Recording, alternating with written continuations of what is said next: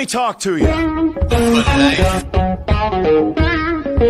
biggest icon in wrestling. Yeah.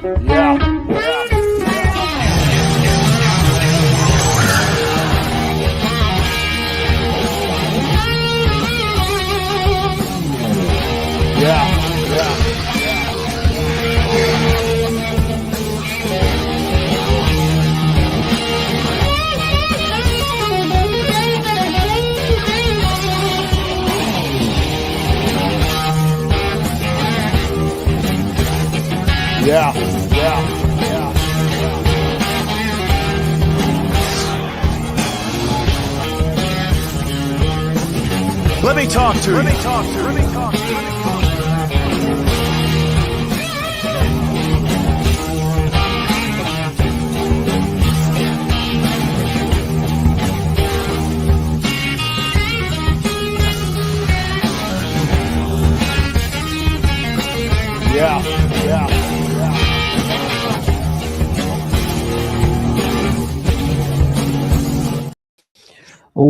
Welcome. We are live for episode number 43 of Let Me Talk to You. My name is Frankie Fresco, and of course, I got my brother next to me, DiTrapio. What's up, Nick? Long time no see, my friend. Hello. It's been a minute, right? We didn't do the show last week. We were a little bit tied up, both me and you, and then we're not gonna be able to do next week because it's your birthday, sir. You're gonna be turning 21, so I'm excited. You're finally gonna be legal, and it's gonna be fun. It's gonna be now you could actually drink a beer during a live stream, unlike you did last time. You degenerate drinking beer while you're underage, or on that live stream that we had a couple weeks ago. But sir, how you been, man? I know we've been busy, but how you been, bro? How's work? How's life? How's mom and dad? How's everything going, bro? Good, man. Good. Everything's good, man. Thank the Lord. It's just been a little bit crazy at work. Time has been flying by. The last couple of shows I haven't been able to come, but hey, I'm here now, and let's talk a little bit of wrestling. Yes, sir. So let me give you guys a rundown of what we will be covering tonight. Obviously, we're going to start off with NXT. We always do NXT. For the first couple 15, 20 minutes, we'll do a quick recap and get our reactions to Halloween Havoc. Then we'll talk about, obviously, what happened last night. And then, obviously, the lineup on what's going to happen next week, because obviously next week's show is actually going to be on a Wednesday, not on a Tuesday. So that's another reason why we're not gonna do next week's show, because we actually want to watch that particular show, and plus obviously it's my brother's birthday, so I'm pretty sure we're gonna do something for him. So we're not gonna be able to do the show for that reason too. So but we're gonna do that. We'll talk about NXT, Halloween Havoc, what happened last night, preview next week.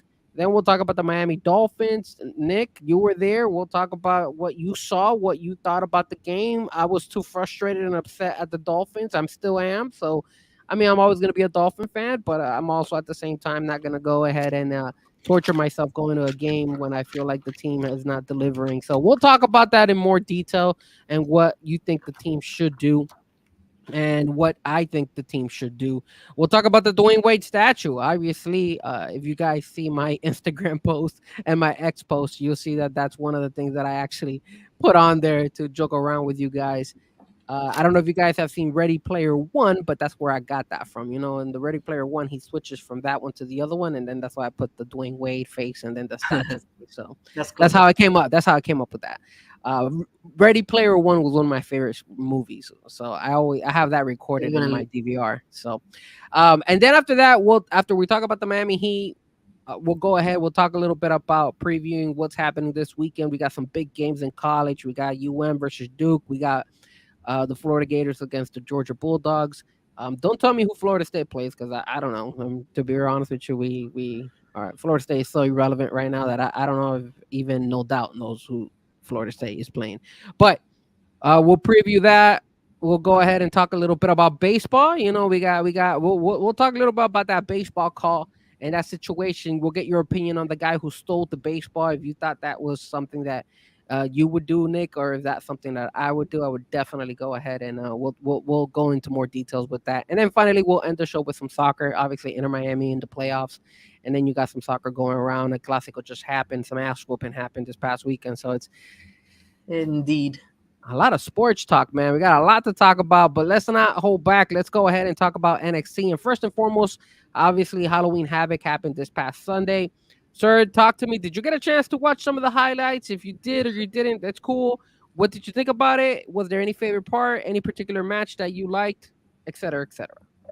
I caught up with some highlights. I haven't been getting too much interest in seeing these stories, honestly, the past couple of weeks. Um, but now that I'm catching up, I mean, it looks promising. I see that there's a lot of new faces, a lot of old faces, a lot of Hall of Famers, and for now, I think NXT. I don't know. I feel like NXT right now is in a weird space because they're trying to elevate, and you can see that they're trying to elevate it. But I don't know. It's still hard for me to kind of see NXT the other big brand yet. Yeah. Well, for me, man, Halloween Havoc was fun. I really enjoyed Halloween Havoc. I thought the best matches, to be honest with you, was the Tony D'Angelo versus Obafemi, the chairs, ladders, and scares match. I think that match delivered. And then I think the other one that also delivered was the Rich Holland versus Andre Chase, the ambulance match where you had to stick them in the ambulance. I was talking to Sean yesterday when we did the Square Circle uh, Squared Circle Digest show, and I told him I wanted either Ridge or Andre Chase to go on top of the ambulance and do like a power bomb. Like they would have removed the pumpkin because they had pumpkins everywhere. I wish they would have done that, but those were my two favorite matches. The Trick Williams match was pretty good as well. It wasn't my favorite, and like Sean had said yesterday, there was a lot of. I thought there was more action in the other two matches than on that Trick Ethan Page match. But I guess what kind of lived up to the moment was the fact that we have Bubba Ray and Dave LaGreca, who was from Busted Open on Sirius XM Radio, signing a contract and now being part of NXT. So now they're part of it. And not only because of them being part of it, now there's storylines behind this. So we're going to talk about that and how that played out yesterday in yesterday's show. But before we go and talk about that particular story, we had for the very first time in NXT a casket match, and it involved two women. The first time ever we have a casket match involving two women in NXT or in WWE. Actually, they actually mentioned it on the broadcast that this is only the third casket match ever to happen that it didn't involve the Undertaker or Kane. So it was a very, very interesting match. And what's going on, Cat for life? Sorry, I'm late. I was eating some jalapeno kettle chips. Sir, there's nothing wrong with eating any But jalapeno. you see, but like big matches like that, put them on NXT. I don't know. I don't know how I feel about that. The third ever Well, casket match on NXT. Well, I mean, these are two girls that are like creepy. They're like two. Obviously, this is Tatum Paxley, and this is Wendy Chu, and they've been having some feud, and they've been going at it one after the other. So and remember, it's Halloween themed, so they're trying to sell this, and they did a really, really good job. It was fun. It was interactive. They both came out there. They both. I have no idea why Wendy Chu, when she came out at the beginning, she had a bed. I don't know what was the purpose of that. Obviously, Oh, Tatum Paxley brought out the casket, but if it kind of cut off on the image. But if you see right here, it was like a white bed there, and Tatum Paxley actually went ahead and I think it was a kind of like did a slam or something on her where or kicked her or something where Wendy Chu landed on the actual bed and broke it, and then that's oh when my God. she was able to go ahead and grab her and put her inside the casket and win the match. So this was a win for Tatum Paxley. Very exciting match. Like I said, the first ever women's casket match. Did it deliver? Yes, it did. It was a really solid match, and it was a good way to start the show. And you want to know what they did, which I liked about NXT, was the fact that they did not start with a recap of Halloween Havoc. They said, "Hold on, we're going straight to this match." So I like the fact that they put focus on this match. They didn't want to go ahead and kind of like put it on the back burner because of what happened in Halloween Havoc. I I know see. that I know that Halloween Havoc just happened on Sunday, and it's very fun to know about what happened in Halloween Havoc, especially for the people who didn't get a chance to watch it. But at least they put effort into making sure that we were focused on this match because of the significance. The fact of the matter, it was two women who were duking it out in a casket match, and you never see that. And of course, again, no Kane, no Undertaker. So this is something cool. I thought some people I thought they both delivered, and there was I can't. It's hard to show you, but I'm gonna go right here. If you look at this guy, you see you see my arrow. This guy was dressed as Wendy Chu out there. It was so funny. He looked Oh, that's so exactly funny. like her. It's so random, but that's how you goes to show you that these NXT fans, bro, they're invested in these characters. And man, I love it. And what's up, Steven Gonzalez in the building? That's He says, true. yo, not that anyone cares, but I'm here, my G's. Today's my birthday. Nah, I'm just kidding. Oh, well, you know whose birthday it is next Wednesday? It is the man right underneath you right now. That's Trapio. That's why till next week we will not be able to do a show because we're probably gonna be. What are we doing? We're gonna go celebrate it at guy. If you have your kids, if they're listening, put it aside. We're going to Titty Bar. You know, that's not really ideal, but hey, you never know where the night ends. Honestly, We can do it. Anyway, so obviously we had that happen, and then after the Wendy Chu, there was a scene right there with Trick Williams and obviously Bubba Ray, but we're gonna get to that in a minute. I wanted to go ahead and talk about this person right here, and that is the debut of Zarya. She went against Brinley Reese. So Zarya, another new wrestler that NXT signed. She is from the UK wrestling. She was another female wrestler that got signed during the same time that Stephanie Valcour and Julia were signed. So this is the third one signed. I didn't know who she was, but when Sean mentioned it yesterday on the show and said, "Oh, that's Delta," I said, "Oh, gotcha, Delta. I have heard of her before." That's why she looked familiar. I just didn't recognize that name. That's why I was like, Zarya. I didn't know that because obviously Stephanie Valcour and Julia kept their names, but now they changed to Zarya. So I guess they didn't allow Delta. They didn't allow her to keep her name Delta, and they let her. They changed her name to Zarya. But again, a heavy hitter. Great first debut match. She dominated. Obviously, we expected that. Steven Gonzalez Nick is saying, "Happy birthday, brother. May God bless you with many more thank you, years of brother. happiness and health." And yo, I'm Appreciate that. on whatever you guys do. Appreciate it, my friend. Appreciate it. So yeah, so Zarya, another banger of a wrestler, female wrestler. And again, this women's division just keeps getting stacked. Nick, talk to me, man. Zarya, Stephanie Valcour, Julia, you got Roxanne Perez, you got Cora J. You have all these women. Talk to me, sir. Is this what you want from NXT? Are we going to get possibly NXT just dedicated to women wrestling? Is that what's going on here? Yeah, man. The roster right now is really, really well constructed. Sometimes, obviously you have your Trick Williams, but that women's division right now is kind of doing the major load of NXT in my eyes, honestly. Good storylines. It's very fun that they're connecting everybody. And I'm sorry for my ignorance, bro, but I did not know there was wrestling in UK. I thought it was just an American thing, but apparently there's Of course not, sir. There's wrestling everywhere around the world. Wow, that's impressive, dude. I did not know that. Sorry. I honestly did not know that. Well, then after that match was done, so what happened in Halloween Havoc was Zarya debuted as far as to the audience. She didn't wrestle. She went ahead and got involved in certain matches. So for the gauntlet match that Kalani Jordan had, she came out and was threatening and the Fatal Influence girls. After that, she also got involved she also debuted on the match between Roxanne, Cora, Stephanie, and Julia match, that tag team. So she came out twice in that Halloween Havoc. So when she actually fought this match, Fatal Influence actually came, and so did Roxanne and Cora, because she had gotten stolen their fire from those matches by appearing. So now all of a sudden you had Fatal Influence, those three girls, which is obviously the newest Yo, champion. these group names are awesome, by the way.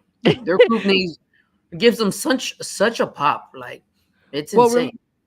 Fatal Influence is obviously these three girls. So it's Phelan Hanley, Fatal who is influence. so Crazy. so she is now the North American champion because she beat Kalani Jordan. Remember, Kalani Jordan had that gauntlet match. She had to beat Jasmine Nix. Then she fought against JC Jane, and then after that she had to go against Fallon Henley, and Fallon Henley beat her. So she was able to get 2 out of the 3. So what happened was you had all 3 of them there, and then all of a sudden you had Roxanne and Cora both on the ring. So you had 5 against 1, literally out there. So then what happened? All of a sudden you got some people showing up to help out Zarya. And who came out to show up? Well, not only, let me show you. It was not only Kalani Jordan, but we had Stephanie Valcour. We had Julia out there. We had Jordan Grace, who showed up as well. So you had Zarya, Stephanie Valcour, Julia, Kalani Jordan, and Jordan Grace, all 5 women. So 5 on 5, and they started duking it out. So this was what we got last night. You have all these women, 10 exciting women ready to duke it out. And because of this, we're actually now going to have a 5 on 5 matchup next Wednesday on that special Wednesday night NXT in the ECW Old Arena in Philadelphia. So this is something that Nick, you and me have been talking about. Women left and right. It keeps showing us that NXT is pushing the women's division. I think out of all 3 brands, this NXT is the biggest one when it comes to the women. What do you think? I mean, we've seen examples, NXT wrestlers moving on to the main, program brands, and they've been successful so far. So this is just another great opportunity for all these up and coming wrestlers that are being, shown on NXT. Obviously, Jordan Grace is giving that impact, winky face impact. But, I think this is good for NXT, good for the women's audience too. I mean, I think a lot of back in the day, girls, I'm not sure, but there wasn't a big population of people watching wrestling when it came to the women community. So this is kind of also a good plus for them. Absolutely. And now Steven Gonzalez went ahead and said, bro, as long as they bring back the bras and panty matches, I'm all for it. And it's funny because I was trying to keep it kind of PG-13 here, but sometimes some of these women be wearing some skimpy ass stuff. So Kalani Jordan went to the GM of NXT, and she requested a rematch against Fallon Henley, but this time she only requested Fallon Henley instead of having to go through a gauntlet. And what ended up happening was we had another banger of a newbie as well, Nikita Lyons back. She actually went ahead and I guess you could kind of call it like a #1 contenders match. They didn't officially announced it, but it was obviously that. So you had Kalani Jordan versus Nikita Lyons. And there it is. That's for you, Steven Gonzalez. Look at that picture right there of Nikita Lyons just for you. I knew you were going to say something. And that's for you, Steven Gonzalez. I know that seems a little bit graphic, but I'm sorry. It's the only picture I was able to get. I was like, oh, man, I hope. But for you ladies, no disrespect. For the men, there you go. That's NXT for you. So they are. And I'm not going to lie, man. In the casket match, Tatum Paxley, what she was wearing as well, Jesus Christ. Like it was everything out there. So, and I didn't get Kalani Jordan because Kalani Jordan also was wearing some type of tights some type of, I guess, wardrobe that was a little bit revealing. So, I'm just saying that's what happened. But if you look on the top, obviously disregard Nikita Lyons' backside, but she definitely lost against Kalani Jordan. So it looks like Kalani Jordan is going to be getting her rematch with Fallon Henley. Not next week, but probably in a future NXT show. And then obviously when it comes to Nikita Lyons, she went and got attacked by Adriana Rizzo, one of the girl from the D'Angelo family, she came out at the end and attacked her. So that was what happened in that matchup and in that particular storyline. But before we talk about Trick and Bubba Ray and everything that was happening, something happened on NXT, and this is interesting. I want you, Nick, to see something that caught everybody's attention. And I think WWE should do this more often. What are they doing? They're involving Monday Night Wrestlers in here, storyline. So what happened? Rhea Ripley was at NXT and she was out there talking to some of the females wrestlers. And during the very last match, we had this particular scenario, and this was Liv Morgan and Raquel Rodriguez. They had bats on their hands, as you could see. It's not the greatest picture from Raquel Rodriguez. I don't know how I got her making that face, but apparently they attacked Rhea Ripley in the parking lot of NXT, and they broke an orbital bone on Rhea Ripley. So now it looks like Rhea Ripley is going to be out. Now, Nick, this weekend is Crown Jewel. Obviously, Liv Morgan is going up against Nia Jax. So I'm assuming that's why they attacked Rhea Ripley. That way she couldn't get involved in that matchup. Sir, do you like this? Do you think the WWE should do this more often, where they start including randomly some of the storylines from Monday Night Raw or SmackDown into the NXT world? When you put it into that perspective, yeah, definitely. It kind of continues on what's going to occur on Monday and leading off to Tuesday, but nothing's really going to happen. So you got to wait all the way till Monday or possibly Friday, So this kind of, I guess this makes me backtrack what I said earlier today on the show, that it kind of helps NXT kind of level themselves out, because you got stories being put in NXT and you see the wrestlers playing it out on NXT. So it kind of gives you this visual of like, hey, NXT is kind of now combining with SmackDown and Raw. So this is definitely a cool tactic. It kind of gives a sense of like a cliffhanger, and then having to now say that she had an orbital fracture and she's going to be out for some time kind of gives a lot of, story and development. And the funny thing about this was that on Monday, there was no sign of Rhea. So a lot of people were saying, what happened? And remember, Monday Night Raw is 2 hours for now. They're eventually going to go back to 3 hours. So it looks like once they go to Netflix, they'll go to 3 hours, and SmackDown's going to go to 3 hours as well. So you're going to have two shows that are going to be giving about combined 6 hours. And remember what I just finished telling you is this NXT world they're showcasing a lot to women. So look who they brought in. They brought women from the Monday Night roster, and they know that Rhea wasn't available on Monday, so then all of a sudden they were able to include the storyline on Tuesday. So, like I said, it just seems a different tactic for NXT to include now the Monday night. I don't know if they're going to do SmackDown, but definitely at least Monday night, you could play with this. And I think they should do this more often, because now you're going to get some of those people from Monday night wanting to tune in on NXT, because you don't know how that could influence what could happen for the following weekend, or if they have a live event over the weekend or anything like that. So I think this is a good strategy. I think this is a way to gain more and more fans from the main roster, from the people who watch SmackDown, from the people who watch Raw, to look at the NXT. And remember, this all ties in with the fact that they're stealing, or not stealing, but they're using that concept of the Marvel Universe. Remember, the guys that used to write Marvel Universe are now with WWE. So it kind of draws, like when you see a Spider-Man movie, or when you see Captain America, when you see one of those, you start seeing these guest other Marvel Universe characters come to those movies, and they don't have to feature the whole movie, but they're just there's special appearances from them, and then all of a sudden you're like, wow, like I can't believe it. So it keeps you more intrigued. Hey, let me tune in. So I think that's one of the reasons why NXT is starting to make this a reality, and I like it, man. I like it. That's true, because usually when you see other big brand wrestlers, like let's say Rhea would come in, it would be because she's involved in another story in NXT, but not kind of transferring over from what occurred on Monday to NXT. You feel me? So yeah, I think that's a good idea. No doubt. You said, oh snap, Rhea for real got hurt or no. I don't.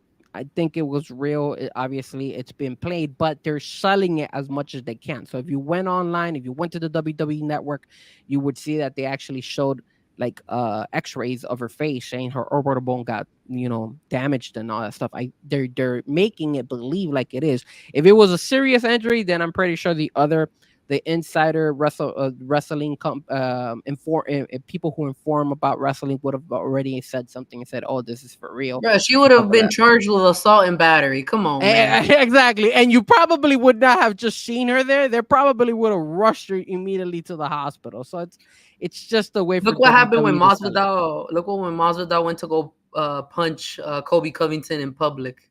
That's You know, exactly. like Yeah. he didn't. They didn't say on the next episode of Jorge Masvidal and Kobe Covington. No, they're like, let's go find this guy and put him in jail for a day or two. Like, That is a good point.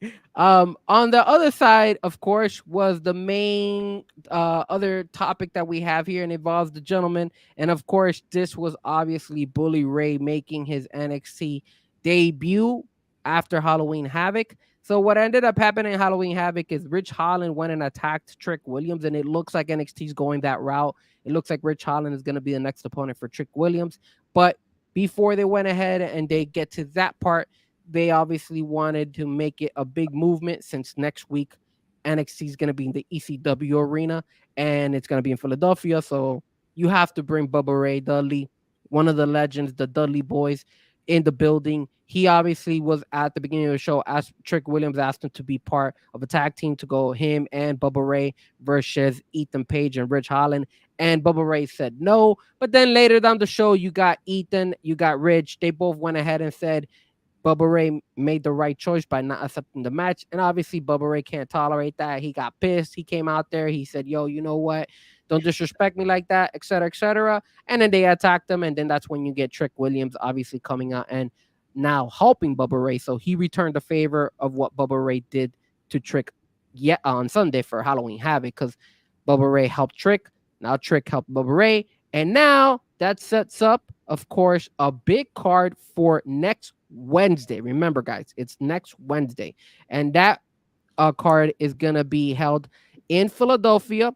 Again, you keep hearing me repeat it over and over, and it's obviously the ECW Old Arena. And look at this stacked card, bro. It's just ridiculous. So let's take a look at what it is. Special night, Wednesday night, 8 o'clock in the CW. We got Trick Williams and Bubba Ray versus Ethan Page and Rich Holland.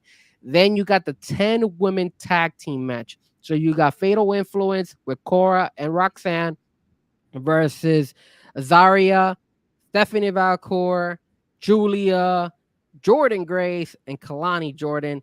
A banger of a fight. And then, of course, look who is making the special guest appearance. That is Dawn Marie. Dude, Nick, I think ECW's out of your memory, because I know that was like when you were a jit. So I don't know if you used to watch it, but when I watch ECW, Dawn Marie is ECW, bro. So when I saw that she was gonna be a special guest referee for the hardcore match between Jada Parker and Lola Vice, I said, bro, banger of an idea. I'm happy that they're bringing in Dawn Marie. She is a legend in ECW. If you got, for anybody who did not tune in back in the day to ECW, dude, Dawn Marie, hell of a wrestler, hell of a person in ECW. She is legit.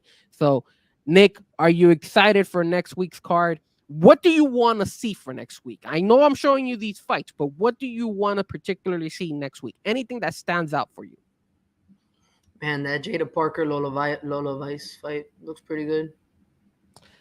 Look, man, for me, if you're in the ECW arena, I'm telling you, I told Sean yesterday, and I'll tell you guys again, you need to make it extreme. I want people to get their cracked skulls out there. I want people bleeding. I want people jumping from the top of the area. Like there's a second floor. I want them jumping from the second floor. I want to see 20 tables, Sir, 30 tables. This isn't AEW, sir. They're not gonna do that, man. Whoa, sir.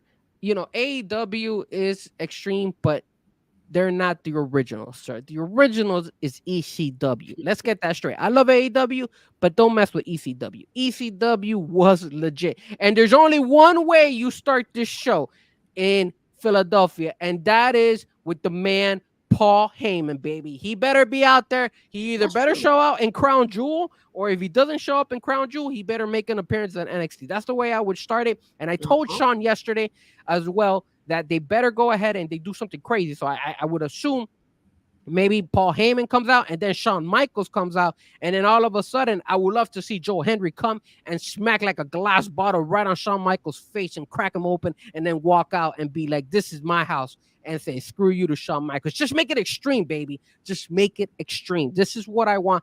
It doesn't have to be like this every show, obviously. But because you're in the ECW arena, you have to make it extreme. That's what I want, man. I'm an old school ECW fan. I used to watch that all the time when I was a jit, man.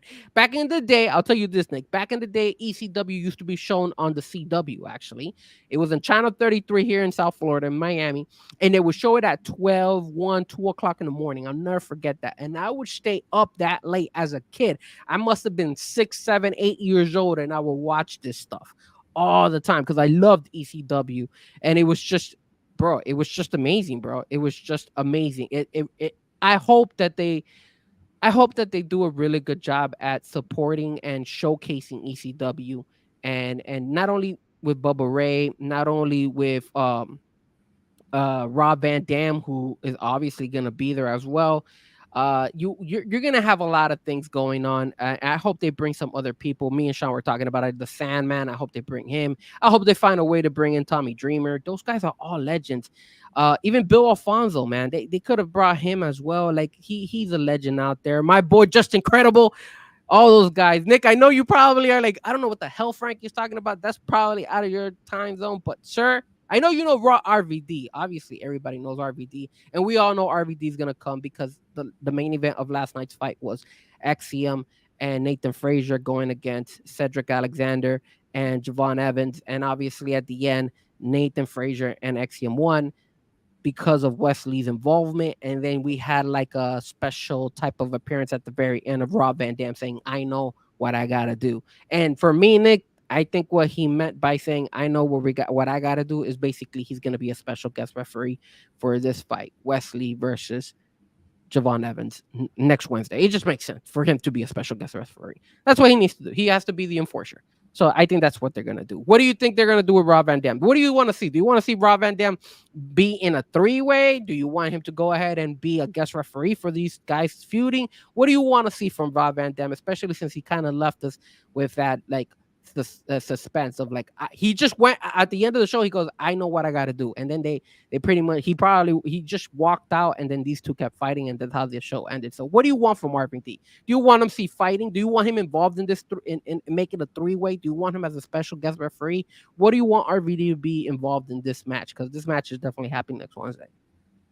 Yeah, definitely referee, because those legs don't look like they can do any wrestling. So definitely referee. Sir, you obviously are such a novice when it comes to wrestling.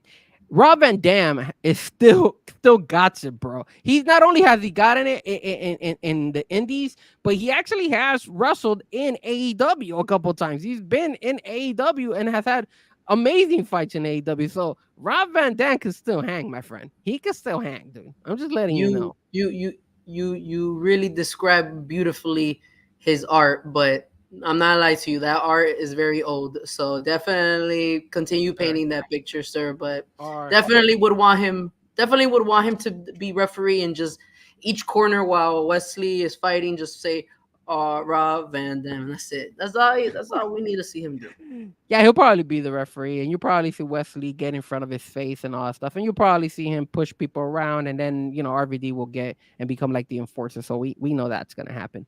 Probably, most likely, that's what's gonna happen next week. So big shout out to NXT for making their way over to the ECW. I hope they do well on the ECW side. Please make sure you showcase ECW to the fullest, man, because ECW is for us old school guys. We know about ECW and we love it. But now let's talk about the Miami Dolphins. So going from one extreme to the other extreme. But this extreme is the shitty extreme. This is the extreme where the Miami Dolphins just keep choking on us. So, sir, talk to me, man. I didn't go. I was too upset. I was like, I ain't going to this game because I know they're going to lose. I know we're gonna go and we're gonna find some way somehow find it difficult for us to win this match. And said and done, they ended up losing by 1 point. Talk to me, man. What was the experience? What was the crowd like? How what happened to you? Did anything crazy happen to you? What what did you get from this game, and what do you feel the Dolphins did right in this game, and what do you feel the Dolphins did wrong in this game? The game was entertaining. Obviously, it was a 28-27 game. The crowd was very well into it. The Arizona crowd, you didn't really see it at first, but once they started, piling up in the fan section where usually the opponent side sits at, you see the red. A lot of back and forth chatter between fans, and when it comes to the offensive play of Miami, it looks clear cut, simple that Tua is the guy that really knows how to move the football in that system. And it's only the only guy that knows how to do it, which is the concerning part. But if you want to see the positives, he did honestly, he did better his first time being off of IR compared to the time that he came back. I think it was back in 2021. Remember when he played against Pittsburgh? That was a very poor game. But this time around, coming back from a break like that, he didn't look bad. He looked pretty sharp. Obviously, they did a conservative playbook on him, thinking and diming, passing a lot to A-Chain. You had a couple of, long throws to Tyreek Hill, a couple of throws to Waddle, but, unfortunately, Waddle hasn't had a strong year. He's been dropping passes. But overall, offensively, we ran the ball effectively. When it comes to the negatives, obviously, OBJ is non-existent. He really does not do anything in this offense. I'm not sure if Mike McDaniel has noticed this after being with this guy now for almost 2-3 months. So I'm hoping he makes adjustments. Obviously the in-game decisions are still a little bit iffy. Examples such as run is working really well in the first half, and then you kind of abandon it in the third and the fourth, especially.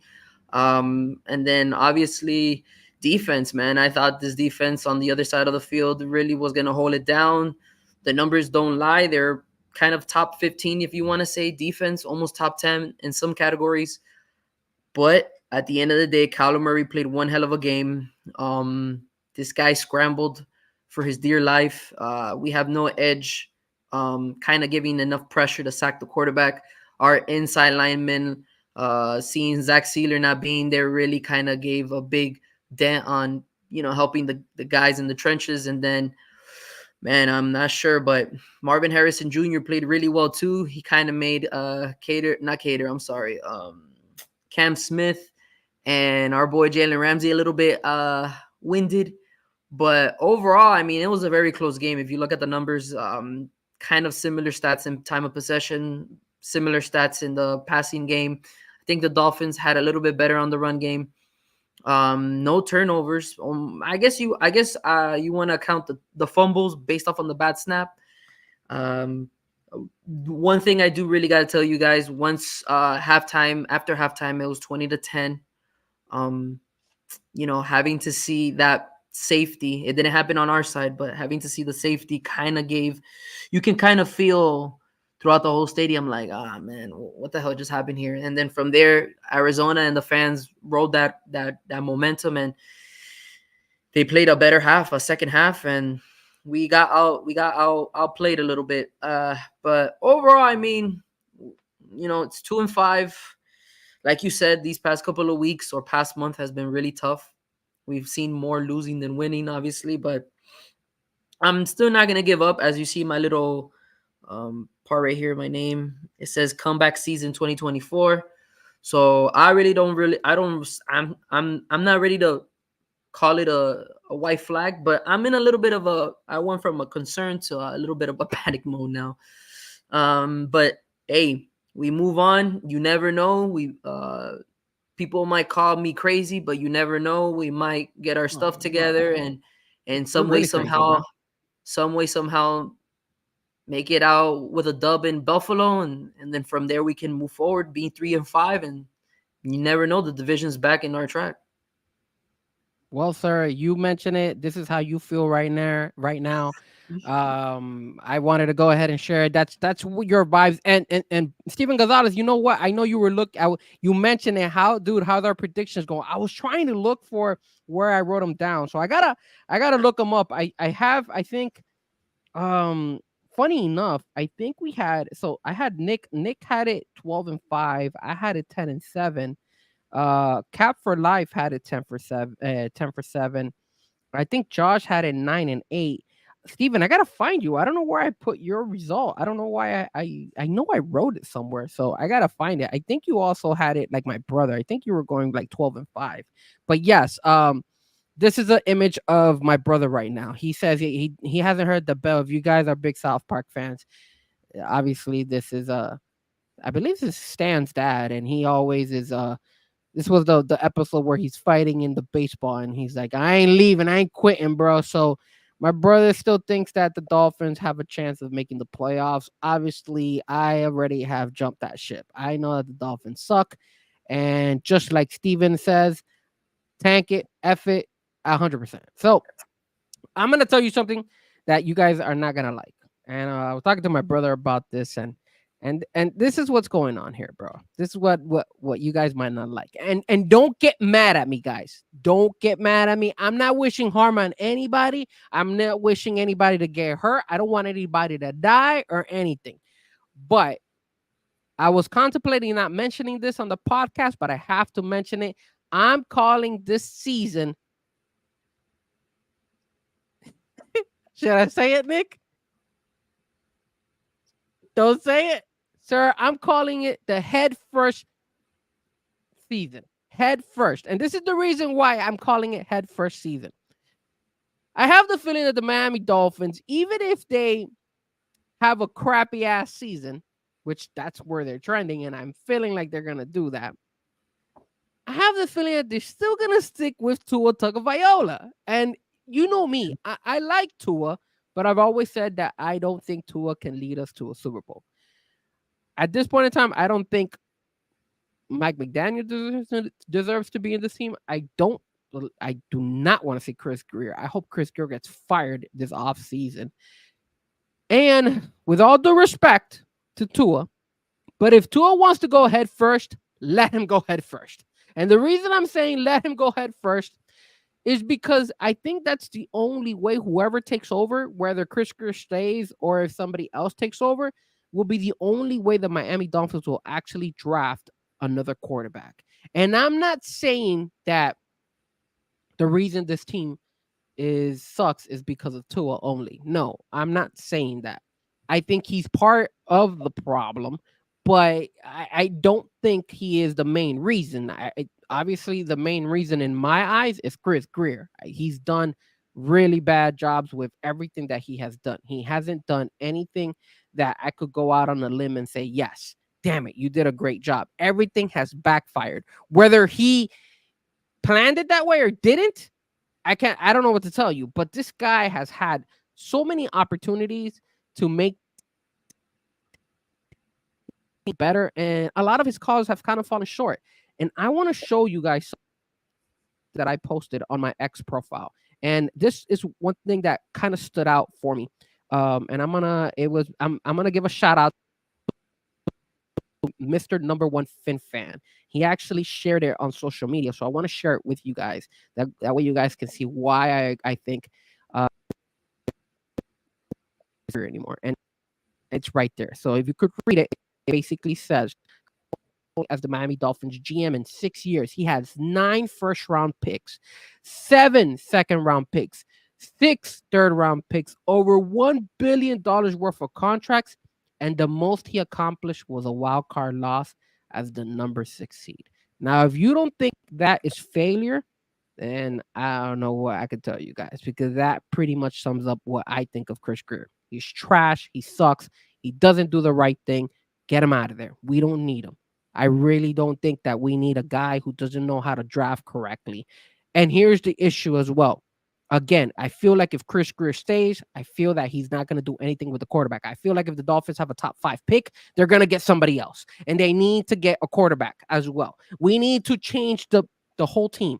Get rid of a lot of these guys. Look, man, Bradley Chubb, get rid of his contract. Let him go. Walk. I want the Miami Dolphins to lose every single game this season. They already won 2. I need them to lose every single one. I need them to lose against Buffalo. I need them to lose against the Jets. I need them to lose against the Houston Texans, the Browns, the Rams, the 49ers, the Green Bay Packers. I need you to lose to everybody. I don't want to see a single victory this season. I am going to be rooting for every single team to whoop their ass. Beat them down. I want people, again, I don't want anybody to get hurt, but if somebody tweaks an injury, okay. I'm not gonna complain. If Tyreek Hill all of a sudden says, I don't want to go ahead and play anymore because I'm frustrated in this team, sit him in the bench, baby. Sit him in the bench. Let him chill. Let him get paid. Screw it. We don't need him. We need to lose. We need to keep losing. That's the goal. Keep losing. That way, we could go ahead and have a top 5 pick. And then once we get a top 5 pick, for the love of God, Stephen Ross, listen to me. Don't listen to my brother because my brother's still delusional, just like Tua, just like Chris Greer, just like Mike McDaniel. I think that we're still going to be able to get into the playoffs. Get rid of Chris Greer. Get a top 5 pick. Bring in a quarterback to compete against Tua. And if that guy supersedes Tua, beautiful. Get Tua out of here. Rebuild this team and start dealing with some of the guys that you have. You could probably, if you want to keep Jalen Waddle, great. If you want to keep Tyreek Hill for like maybe a year or 2 or until his contract is up, fine. Whatever. But start rebuilding this team. It starts from the top. And it starts with Chris Greer getting fired, Mike McDaniel, and then get rid of the quarterback. Those are the 3 positions you need to get rid of. Those 3 guys. And I'm going to tell you why I feel so strongly about the quarterback position. It's the reason that everybody should realize in the NFL. When you have a quarterback that could do the intangibles, you become a really good team. Tua does not do the intangibles. He's a very good quarterback, but he doesn't have the intangibles. You want to know who has the intangibles? Look at the quarterback of the Washington Commanders. I was talking to my brother and I told him, Nick, when in God's green earth was Washington ever good? They always sucked. They had Kirk Cousins for a minute, but they even sucked with Kirk Cousins. All of a sudden, you bring a rookie, and this rookie is all of a sudden making it happen because that kid has a future. You brought a quarterback that not only can throw the ball, but you got a quarterback that can make certain players miss, make plays out of nothing, and we don't have that in Tua. Anytime Tua runs out of the pocket or anything like that, he struggles, and it's not his fault. That's just how he's built. That's just how he is, and he's limited. He's limited.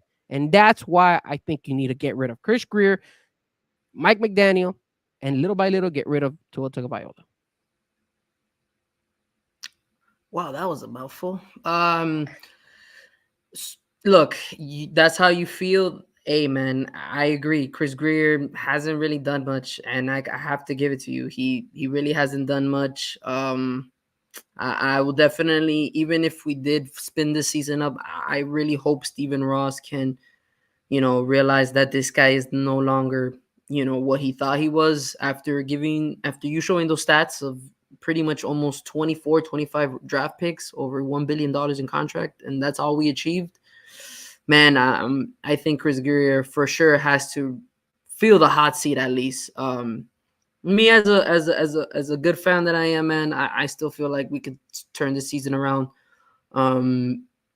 Obviously, we're the type of society that we want, success now, and you got the Jaden Daniels and the this guy from Texas. What's his name? What's the Texans quarterback? I'm having a brain fart. I don't remember, but I know Caleb Williams is another one who's like doing Caleb Williams. So like you have all these players that are doing immediate impact, but I mean, what tells you that we do the same thing and it doesn't work out? I agree 100%. There's no guarantee in what we're gonna do if it's gonna be a success for us or not. But we have sucked for so long, and we've already had a quarterback. We gave Ryan Tannehill certain years, and he sucked. We gave Tua Tagovailoa certain years, and he keeps getting injured, and he doesn't do the necessary things in order for him to be able to supersede what we need in that position. I And just does don't he feel not? like we need. I just don't feel like we need to have a top 10 pick to get a good quarterback. There's been quarterbacks that have landed in the late first round, second round. I Nick, mean, you need a if you quarterback. if you're able to have a solid core of offensive players and a solid core of defense, and right now Tua is not working, that's fine. You still work for the for what the goal is, and is to win a Super Bowl. You never know. I get it. It seems very very unrealistic, but I mean, I'm sorry, man. I just can't throw the towel yet. And then we pick up a guy. If let's say we finish 9-8, 10-7, let's say per se, yeah, we finish what, maybe top 20 in pick. We can still find our QB in number 20. It doesn't have to be number 1 or number 2. Um, Everybody just wants to immediately just throw away what was worked for so hard for 2-3 years. I mean, look at Green Bay. Green Bay started 2-5, and they flipped things around and they actually won a wild card game, and they beat the Dallas Cowboys. So it's like, never say never. I hear people are frustrated. I hear people have no patience, but I get it. There's a lot of patience already been used, but this season hasn't been done yet. I'll say if it's done one, like maybe 2-7, I'll be like, sure, why not? But aside from that, I think we still have a shot, and we still have a shot to get a good QB in the NFL. I do agree. We might have to play out, or not, actually, CJ Stroud. Thank you, sir. For sure, we got to let Tua play out his contract. I mean, that's what we paid for. But that's more of a reason for Steven Ross to realize, hey, man. That's why you need him to go ahead first, bro. We need him to go ahead first. I really do admire his hard work, and man, it's just unfortunate that he wasn't built Look at these stats. the NFL. Look at that. Look, man, there's two types of Dolphin fans. There's the Dolphin fans that think positive, and there's the Dolphin fans that have already given up on the season. You could see in this particular moment that my brother is the side that he still believes that this team can improve, and you could see that I'm the type of fan that I believe that this team is not going to improve. I feel that this team failed, and if you allow it to keep failing, we're going to have the same crap next year. And even if, for example, Tua doesn't get hurt next year and we win 10 or 11 games, what makes you think that this Dolphins team can compete against a Kansas City team? What makes you think this Dolphins team is able to beat a Buffalo team that has actually been, kind of downgraded? They're not the same team as it was 2 years ago. They taking a hit. They don't even have a star wide receiver, and yet they find ways to spank us. So that in your aspect, I get it. Green Bay has made turnarounds. Yes, there's certain teams that can turn it around and all that stuff. But the way the Dolphins history proves it every single time, that the Dolphins don't know what the hell they're doing, and our luck never goes in a positive way. It's always in a negative way. So for me to go ahead and jump the gun and say, hey, the Dolphins are going to flip it around, it's like I was listening to TD Finch talk the other day, and he was like, you know what? And he goes, this is the type of game that the Miami Dolphins will find a way to beat the Buffalo Bills. No, they're not beating the Buffalo Bills. They're going to lose, and they're going to lose bad. And I want them to lose bad. I want it to be really bad. That way, Chris Greer gets fired, and Mike McDaniel too. I want Mike McDaniel to look incompetent. I want him to keep challenging dumbass calls. That way he fails them on all of them. I want Tua Tagovailoa. Again, I don't want him to die or anything like that. But if he wants to go head first, go for it, baby. Go head first. Show us that drive. Show us that passion, Tua.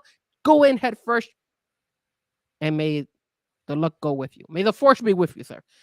I just don't get what's the difference between last year and the year before, where we were all happy and shit. We were 6-3, 9-3, and then we dropped the ball at the end of the season. What if it's the opposite this year? We drop the ball at the beginning of the season and we get hotter at the end of the season. You may never know. What's the difference? The difference here, Nick, is that the team has digressed. Oh, in a matter of 2 years to this year, they have digressed. I can't. They have digressed. And if you look, and just okay, look, let's do this, right? Because you're on the positive. You're the type of person who's seeing it that the glass half full. I'm the one seeing it half empty. All right. So let's talk. Let's go your route. Let's go your route. And I'm gonna write these down. And guys in the chat, Cat for Life, Too Cool for School, Steven Gonzalez, anybody else who's on the chat board. Tell me the positive things that we have gotten from the Miami Dolphins these past 3 years. Tell me, Nick, what has the Dolphins done these past 3 years that have been positive? And I'm gonna throw you all the negative stuff that has happened.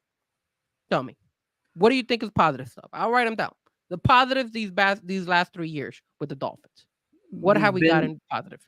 We've been above 500 for 2 years in a row, right? 4 years in a row. We had the Brian Flores that we didn't make the playoffs. That was 10-6, right? We had the first year of Mike McDaniel that was 10-6, and then we had last year. I think we were 11-5. No, 10-6 with Brian Flores in 2020, 9-8 in 2021. Mike McDaniel, his first year in 2022 was 9-8. 2023 was 11-6, and this year it's 2-5. So it's been 4 years that we don't know how it feels to be finishing the season under 500 yet. Okay, so we're gonna do this. We're gonna do negative and positives, right? So 2 years of being having a winning record: 10-6, 9-8, 10-6, 11-6. Okay, negative on my end: 10-6 season of Brian Flores, no playoffs. 9-8, no playoffs. 10-6, first round loss to the Buffalo Bills. And 11-6, got spanked by the Super Bowl champions. All right, tell me something positive, another positive of the Miami Dolphins. We've been, well, you said the top 3. I'll go back as far as top 4.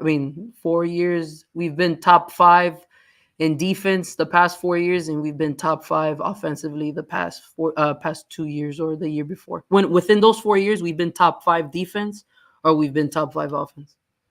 Okay, so top 5 defense, top 2 offense, right? Negatives on my end.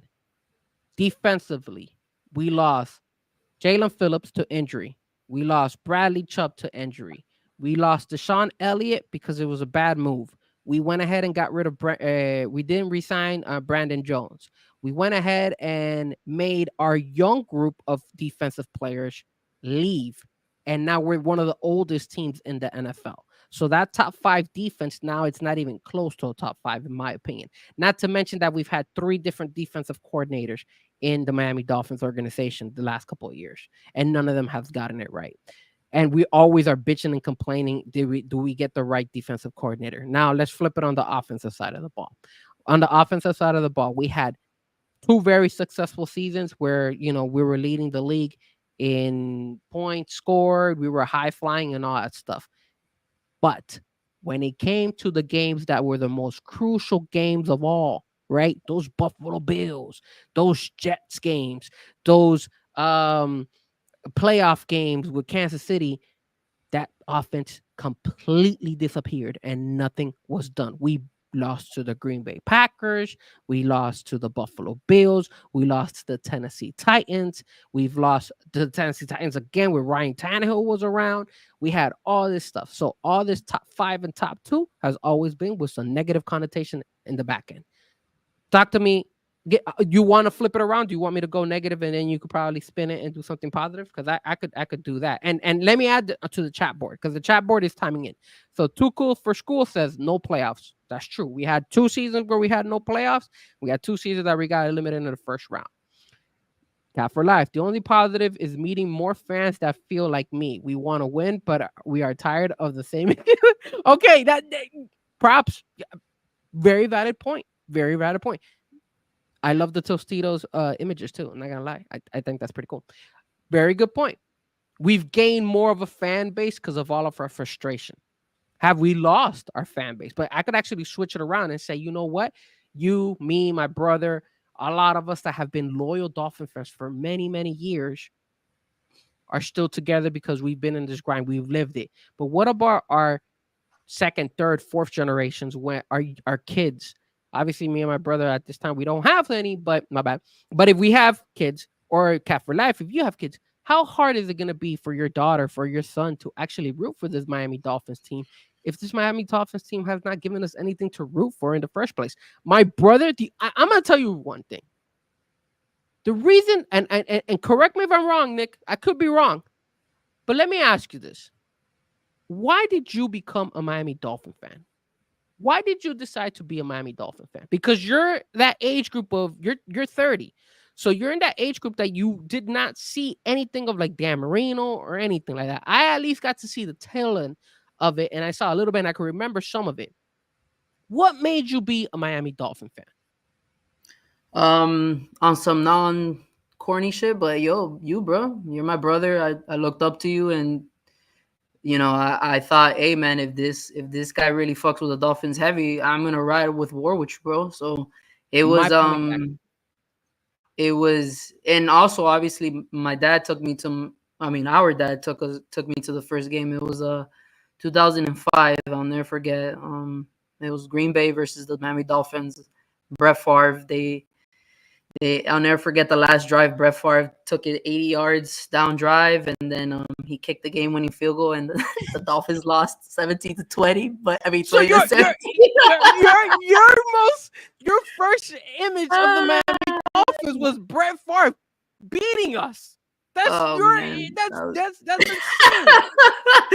and then my that's first true. game. Cap for life. That's true. I will say that. My first game with you, bro, was when you took me to that. I think it was a Sunday, just a regular Sunday football game, and it was a season opener actually, and it was the New York Jets versus the Miami Dolphins, and we actually saw Brett Favre Jets that game too, and they won 21-14. Yeah, man, that was like back in 2009, maybe 2000. Do you remember when we were doing the Tebow up on the top as well? Oh yeah, we were asking for Tebow 2007. Look, man, I've been through a lot, bro. 1 in 15 season 2007. Trust me, there's been a lot, man. But we were there in the Cameron Wake Halloween. We had our moments. I'm not gonna lie. Yeah, I mean, we've always said, look, that Halloween game has always been one of the most top 5 games ever. That Halloween game, it was on Halloween. We were there.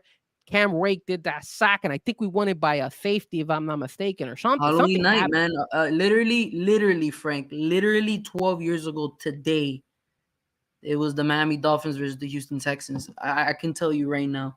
And that was that Halloween game. Let's see, text. So think about it, Nick.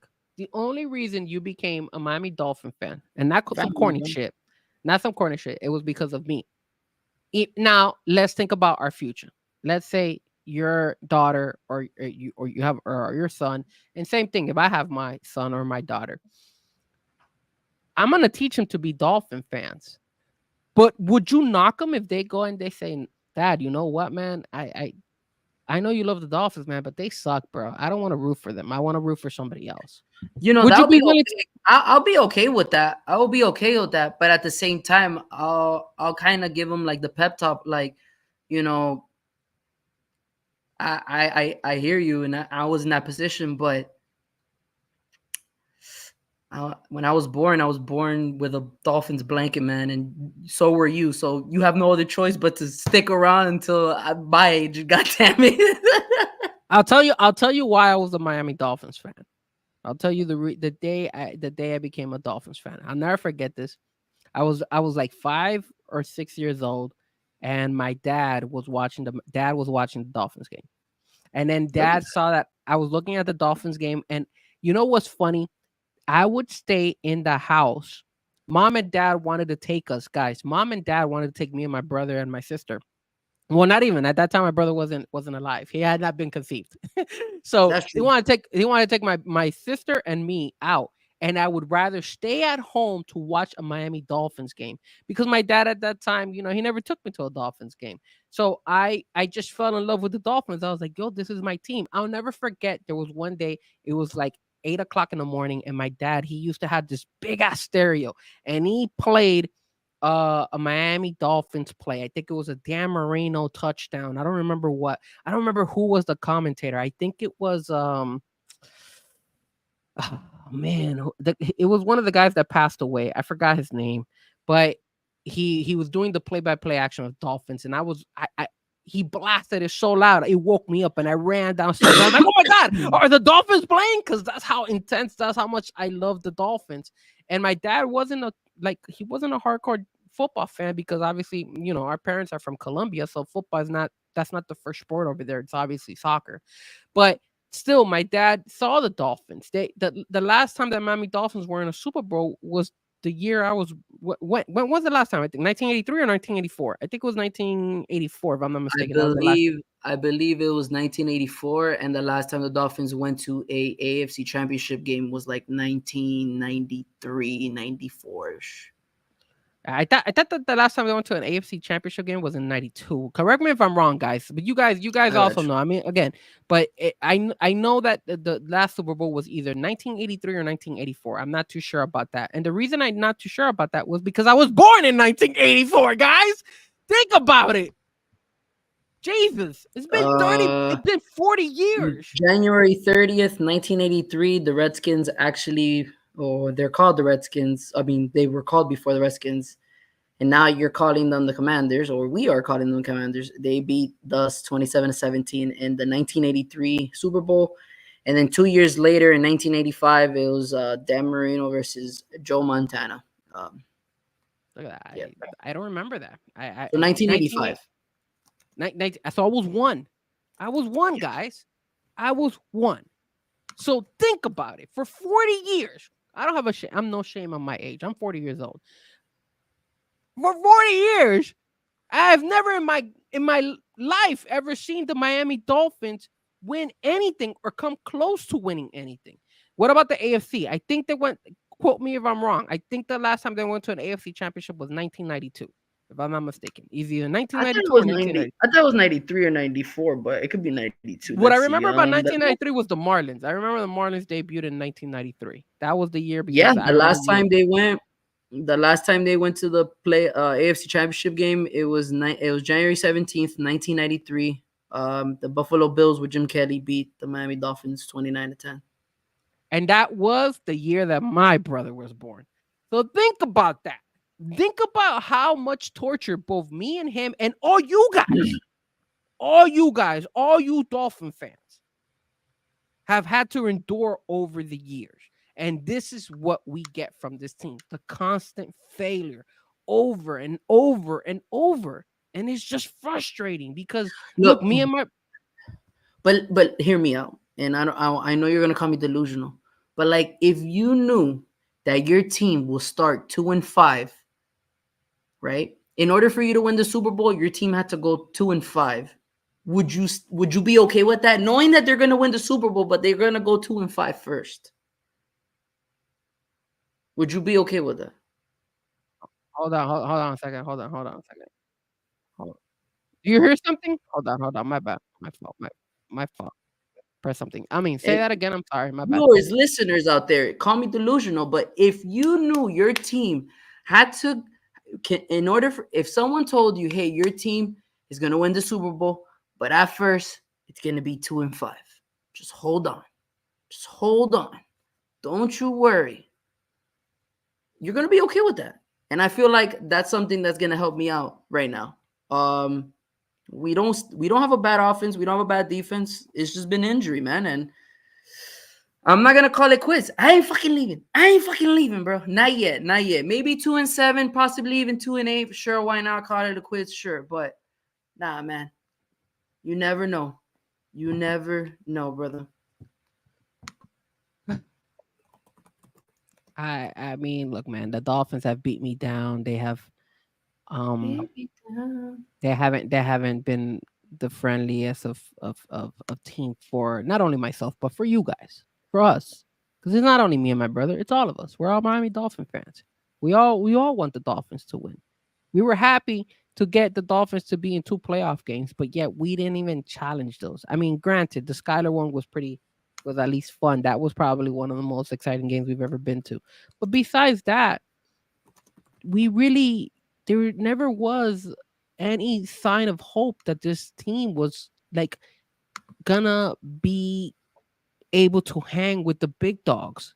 There's never been a point in time where we've been able to say, hey, look, the Dolphins are in the Super Bowl picture between Kansas City, the Buffalo Bills, Baltimore Ravens. So let's say it's sad, but even the Houston Texans that they traded all these things for us and we made all these moves, they took a backseat. And then in 2 or 3 years later, they're back to being a playoff contender.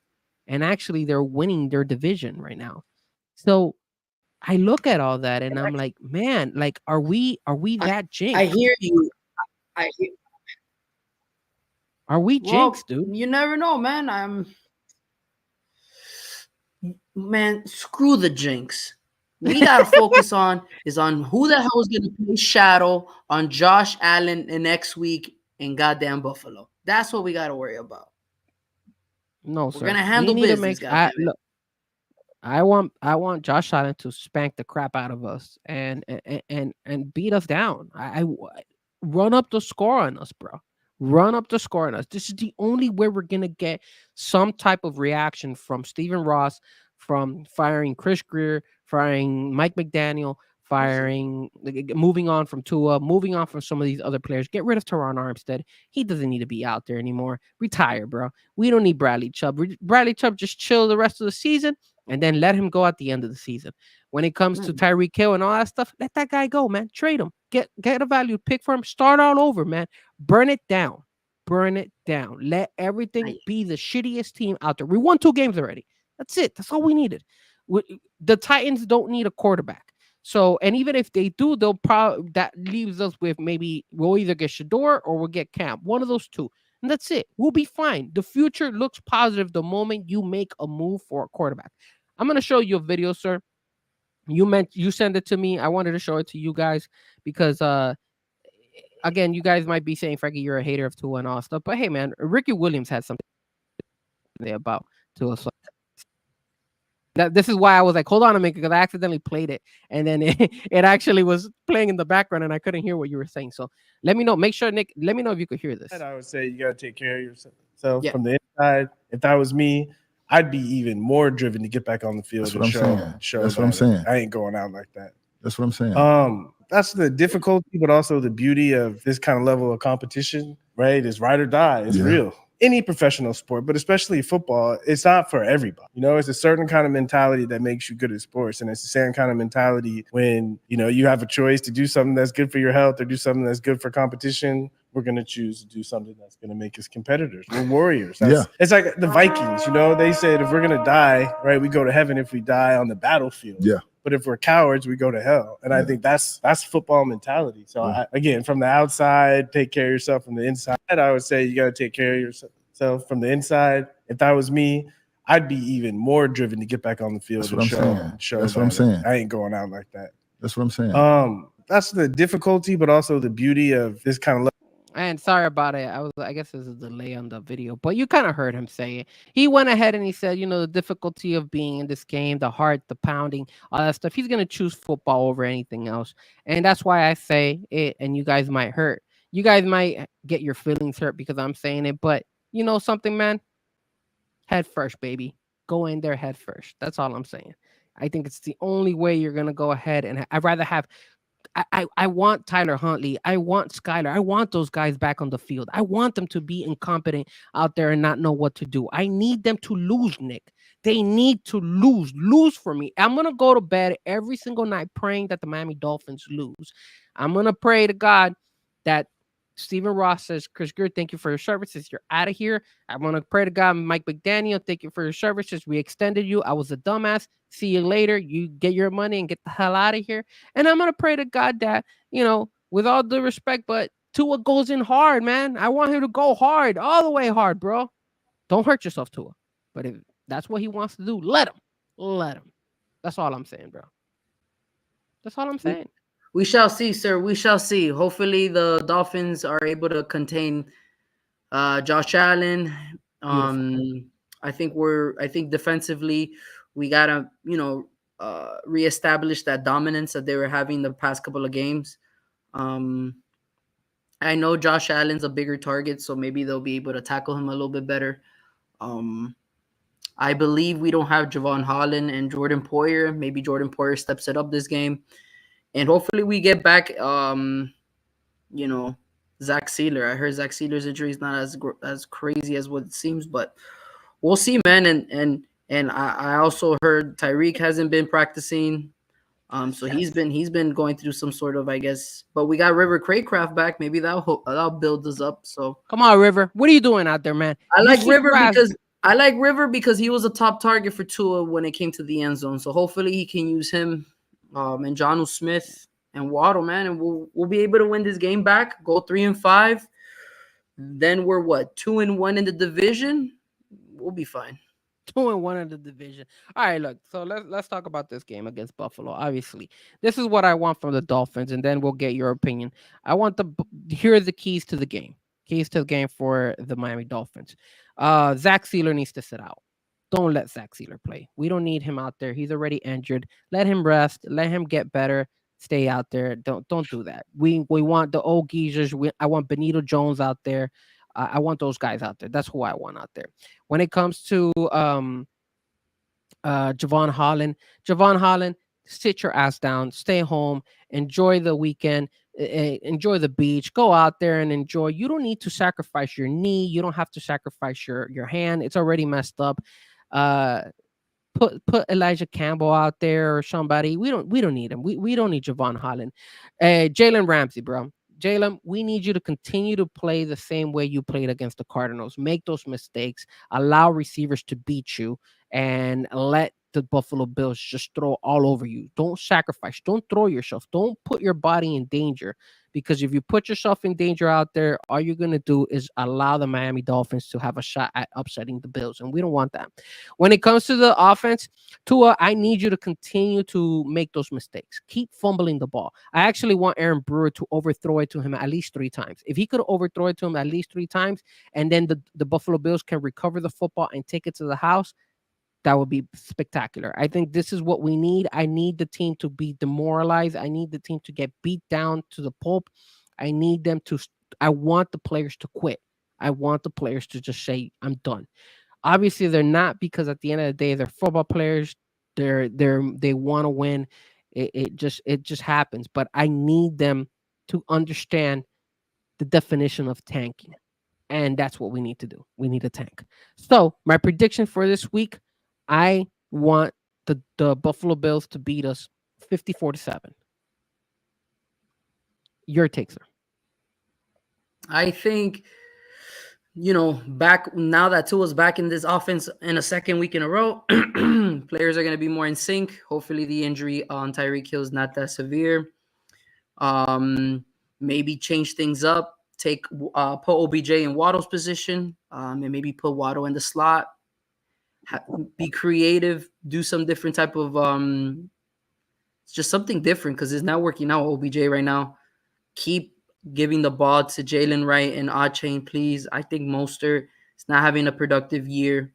And when it comes to the defense, please, we just gotta I rather let, and this is crazy talk, but I guess I'd rather let Josh Allen run around the field than have his people kind of catch fire yards after the catch. Shakir's a very top target for Josh Allen, and he extends the plays a lot, just like how Josh Allen does. So I'd rather have Josh Allen to be the one running around doing all the extra stuff, while his wide receivers are not going to be able to do anything. And then later on the fourth quarter, when things matter, everyone's not in sync because they're already used to Josh Allen running over the field.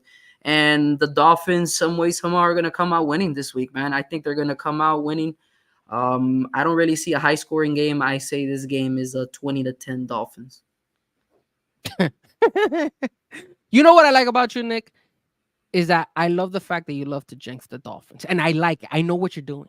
You're jinxing them because you want them to lose. So the only way you could jinx them is by saying that they're going to actually pull the upset. I love it. I know deep down inside you're feeling my frustration. Alex Velasquez, Big Al says Fresco has gone mental. Absolutely not, sir. It has not gone. I am perfectly 100% tank all the way. Caffrey says, "Wow, I just found out that Dennis Hickey, who was the Dolphins' previous general manager in 2007, was let go by the Dolphins. then was hired by the Buffalo in 2018 as a GM assistant scout and drafted Josh Allen. Wow. I didn't even know that. Cap, I mean, guys, notice the frustration, man. Like, just notice the frustration. Like, and you guys know I am a huge hater of the University of Miami. So that even makes it even worse because they're actually winning. So think about it. I got to deal with the Miami Dolphins sucking, and then I got to deal with all these Canes fans coming at me every single time. So for me, man, I just want the Dolphins to get something right. We weren't even able to tank correctly with Brian Flores. I actually you know what? How to end things here? I rather see I want to see UM win a championship in this stadium, so I can kind of take out of my head that we're cursed because we have a stadium on top of an Indian burial ground. Here's So the problem. I'm low key rooting for UM to win it all, honestly. Here's the problem that the championship game is not here in Miami. It's not here in Miami.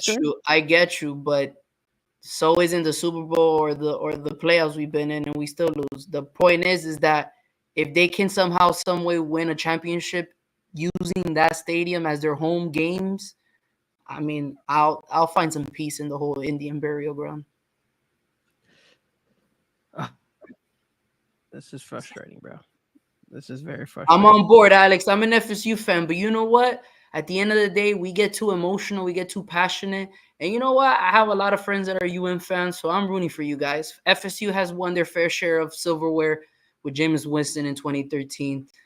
It's okay, man. Let's have a little bit of UM fun talk. Why not? Check this out. So, general manager that drafted Jay Ajayi and Jarvis Landry was let go by Miami for Chris Greer. Then the following year goes to Buffalo and drafts Josh Allen. Wow, only in Miami. Somebody tell me Big O, bro. Yeah, it's just bad. And then Big Al is obviously, yes sir, UM national champions. That's a good way to transition to more torture in my life. Let's go ahead and talk college football. And of course, we got a big weekend.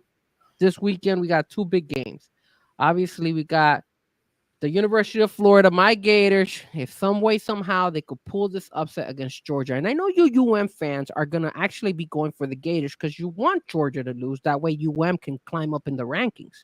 So you have to root for the Gators, whether you want to or not. I'm pretty sure you UM fans are going to be rooting for my Gators to win. And I want them to win. Now, do you think Florida has a shot to beat Georgia, Nick? Does UM have a shot in beating Georgia? No, does Florida, because it used to be called the largest cocktail party, but they got rid of it because they didn't want to promote the cocktails anymore. So, yeah, do you think the University of Florida is going to have a shot this weekend against the Georgia Bulldogs? No. Of course not. Of course you're not going to go ahead and agree, and of course you're not going to go and favor it. But it's okay. We need the haters of Florida State to keep hating on Florida. We need UM fans, talk to me. Do you guys think that the Florida Gators, are you rooting for Florida? Will you be rooting for Florida? Frankie, you should do a UM game stream. No, that's okay. The Marlins won 2 World Series in that stadium. They did, and yet we find ways to still lose. And then a UM fan, not a chance Gators beat Georgia, of course. Let's talk a little bit about the other game, of course, and that is the University of Miami versus the Duke. Manny Diaz's return. Nick, talk to me, sir. Do you see Duke having any type of shot at beating the University of Miami? No, hell no. It's very clear cut. It's very frustrating that you are just not going at all with any of my my ideas here. You want to go ahead. Right, they're winning. They're winning, bro. They beat Florida State. They outdueled Cal. They beat Louisville in Louisville. I mean, I get it. They're not impressive. They're not impressive matches, but I mean, at the end of the day, the only two teams that may have a shot in beating UM is the one that meets them in the ACC championship game. Either Pittsburgh or SMU or maybe Clemson. We don't know yet. Clemson is also up in, but those four teams. Let's is talk. Going undefeated, bro. UM is going undefeated. Lord. All right. Let's talk about the scores that just happened this past weekend. And of course, we got some bangers here. Florida International, FIU, Finally. the real Miami team, beat New Mexico State. And this is the most frustrating part. I picked FIU the week before and they choked. And this weekend I picked New Mexico State and they won. So it just frustrates me that none of these teams are cooperating with any of my predictions. It's so upsetting. Obviously, Miami destroyed Tallahassee, the Florida State Seminoles. That game, I didn't even watch the game, bro, to be honest. I saw like the first quarter or so, and I was like, there's no way they're going to win. But good for you, I guess. Florida A&M beat the Southern Jaguars. So shout out to the Rattlers. They went ahead and won 24-6. West Florida, Pensacola vibes. The Argonauts taking the victory over the Shorter in Georgia, the Hawks. UCF lost against BYU. Damn, I should have gone. I did go with BYU. To be honest, on a positive side, I did pick BYU to upset UCF, and they did it. Good job, BYU. Bethune-Cookman lost to Jackson State over there. The Tigers with the win. Edward Waters in Jacksonville lost to Albany State. And Stetson in DeLand, Florida. I never heard of the school. Again, Presbyterian, the Blue Hose. The Blue Hose? What the hell? Well, whatever. They won 42-14. So that was your Florida scores this weekend. Sir, before we end our college talk, you mentioned an important thing. You said that UM is going to go undefeated. That's your theory, and you're going to stick with it. So I had this a couple streams ago. I still have it here because I want to go ahead and show it. And let's see if, for example, there's some chance that a team might be able to upset UM. So here's what we had. And this obviously, when I brought this, they had played South Florida. We obviously saw September 27th, Virginia Tech got robbed. We know that that's what happened. We can't deny that. We all know that.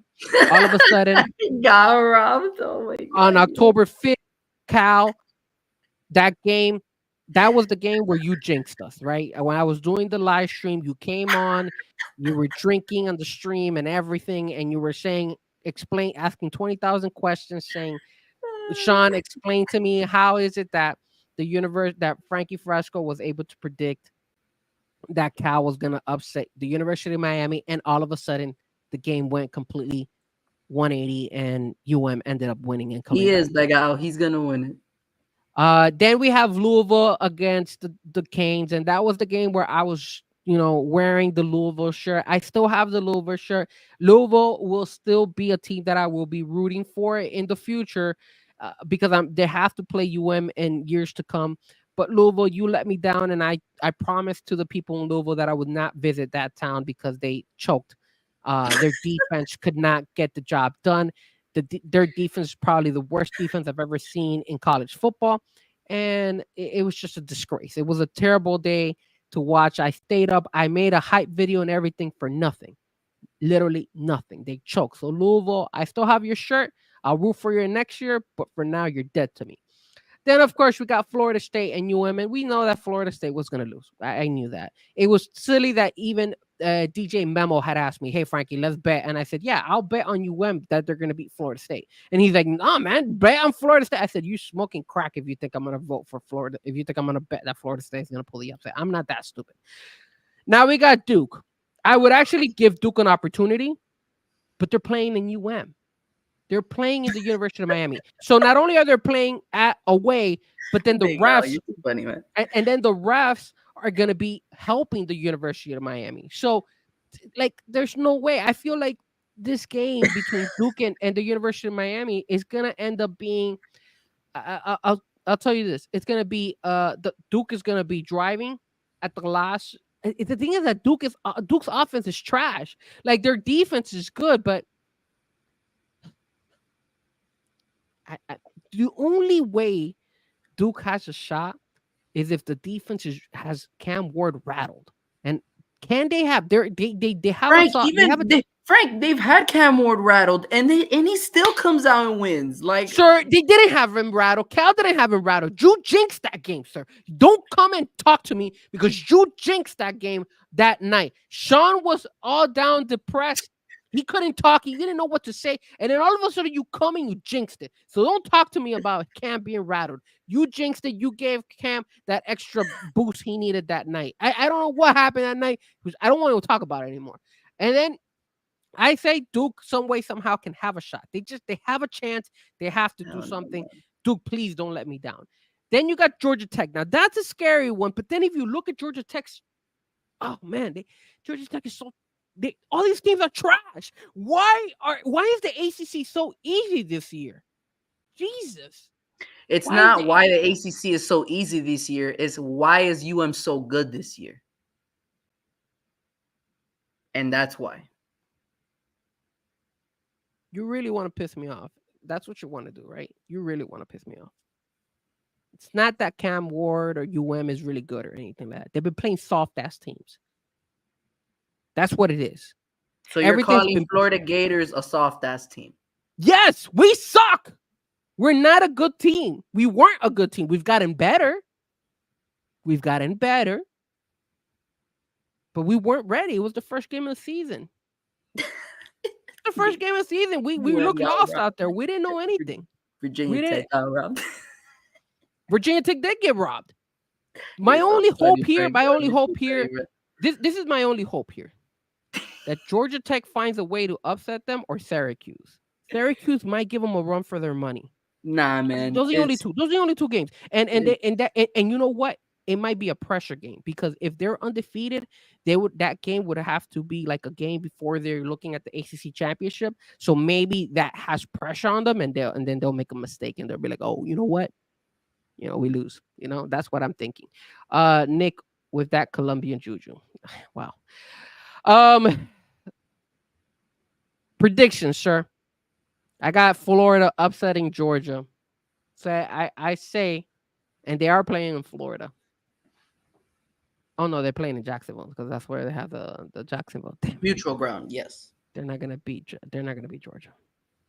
I forgot that they play in that neutral place. God damn it! I say Georgia beats them in a close game though. I say Florida loses 24-28. Yeah, I really do see it a close game.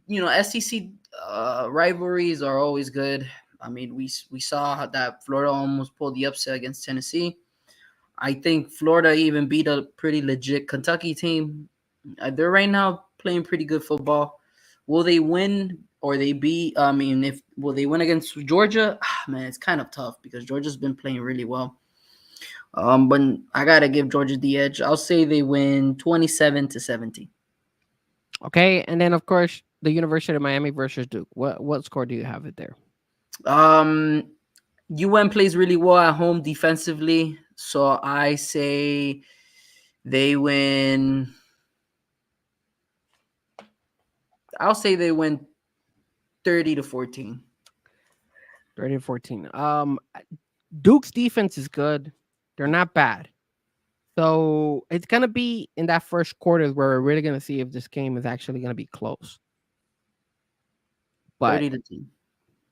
I say I still feel UM is going to win. I don't think Duke's offense is, even though UM's defense it sucks balls, I still think because they're playing at home, they'll have the advantage. So I got UM winning as well. I don't see them losing. I got UM winning in a close one. I say it's 24-14. I don't think they'll cover. They won't cover.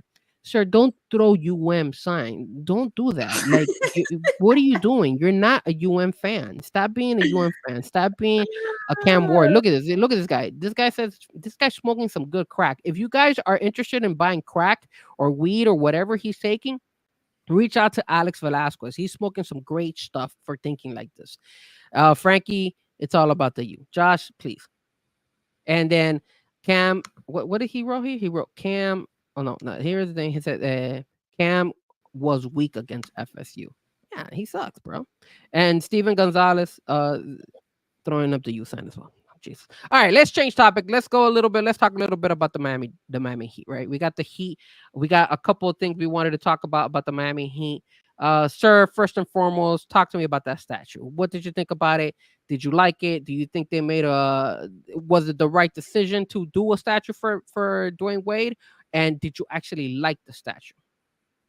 Honestly, I 100% have to agree. Yeah, Dwayne Wade definitely needed a statue in South Florida.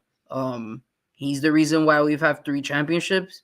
He's the reason why we had the great honor of playing alongside one of the GOATs of basketball of all time, and LeBron James. And definitely just create this Heat culture.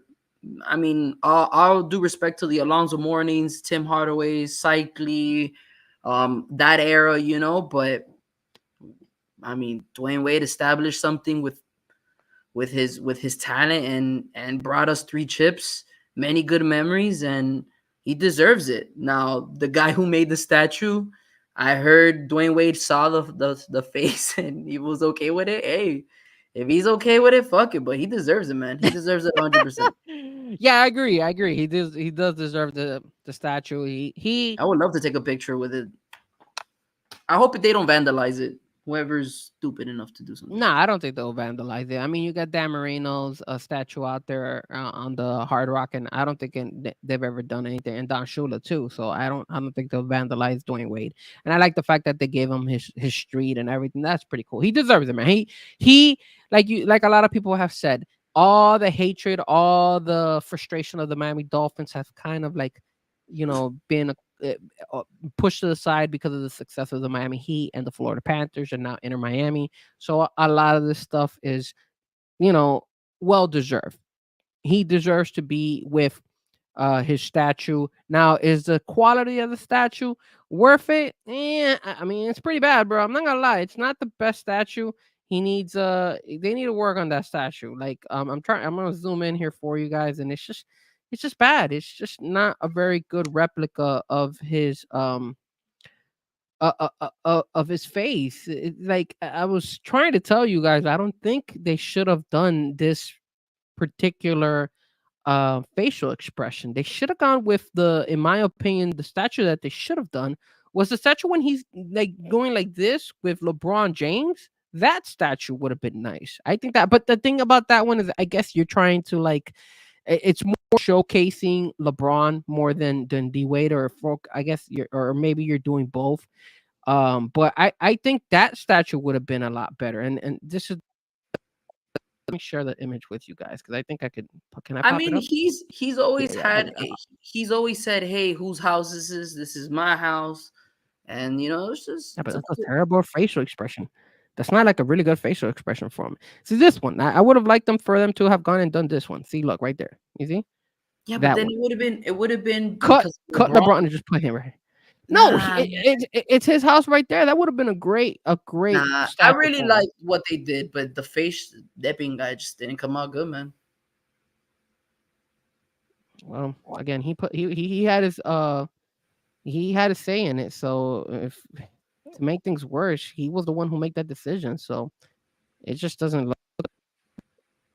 I wonder how he's taking it, because a lot of people have criticized him about that statue. So. I'm sorry, man, but if I was in his shoes, I would be super, super, super, privileged to have something even made out of statue from me because of my accomplishments. So even if it's ugly as hell, I mean, have you seen the prank when they did Ronaldo's statue, and Ronaldo's statue was like this weird looking thing? So yeah, his statue was asked too. Steven Gonzalez says, yeah, Wade saw the clay version, but when he saw it in bronze, I'm sure he wanted to cry. I don't know about that, man. I think he saw it before they even. Proud, man. He's proud of what he did. I would be proud too. Shit. It came from Timo. I don't know what that means, though. Josh, my bad. The other thing I wanted to go ahead and mention to you guys is that the Heat are playing right now.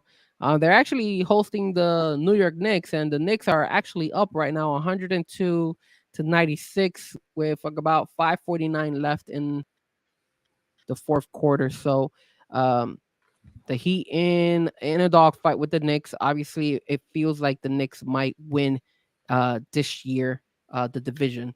they seem like the better team. And remember, they have the new center. What's his name? I forgot his name. Carl Uh, Anthony Towns? Carl Anthony Towns. They have Carl Anthony Towns, so it's definitely Man.